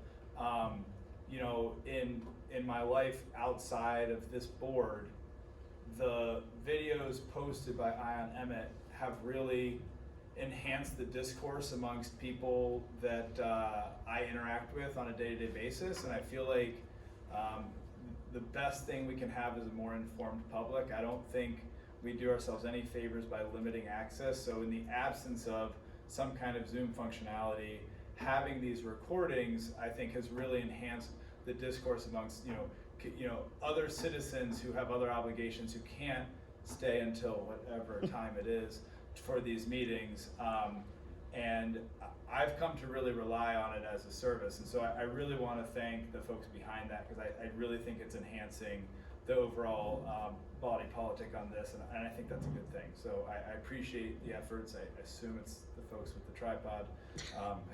Not a lot of other cameras in the room, but anyways, kudos to you. I really think it's moving the needle in Emmet County, and I'm grateful for that. So thank you. Would it be okay if I issue a follow-up question about the Zoom functionality? Sure, yeah, for sure. Just having dealt with this, chairing a meeting with Zoom. Yeah. As you consider this, or as we explore it, there's a big difference between just showing the meeting. Yep. And having the Participation. public participation. Yep. Because we have had inquiries in our office about, can somebody attend remotely? Can I make public comment that way? It's very tricky, especially when you're dealing with site plans. And then you have people with varying degrees of understanding of electronics. Unmute yourself. It can be really, really challenging. I love the idea of broadcasting our meetings. Sure. So I think there's different levels of what you might consider doing, and how you manage it, what that cost is, and everything should be taken into consideration. I think that's super valid. I've thought of all those scenarios. I'm not, I often think that there's so much about the early days of COVID I did not like. But one thing that I really liked was it was the most engagement I saw in a lot of the public meetings, because things were moved virtual and everybody could participate. I really think a broadcast function would be an excellent starting point. I think going for the whole enchilada out of the gate can be difficult to pull off, and I'm not, I would never diminish that. But there's some pretty advanced units that rotate to the speaker. Resort Township does this, the City of Petoskey does this, and I think of, when I go back to think of all the examples of the places that do it, we are far larger than any of those places that do it. So yeah, there's obstacles, but we've got all the county's horses and all the county's men and women to do it, and I think it's worthwhile, but I'm one person on this board. I think broadcasting would be a good idea. I think it's a great idea. I do probably at least 5 Zoom meetings a day now, and although sometimes it's nice that I don't have to go to somebody's office, drive here and there, but as Laura said, it would be wow. There's an operational component to it, and I would not suggest making light of that, not in the least. I think that would likely, I mean, I can speak with the county administration, but I think it would likely be, policy that the board of commissioners would have to take up and decide. I suspected as much. Yeah, those county commissioners, all roads lead back to y'all.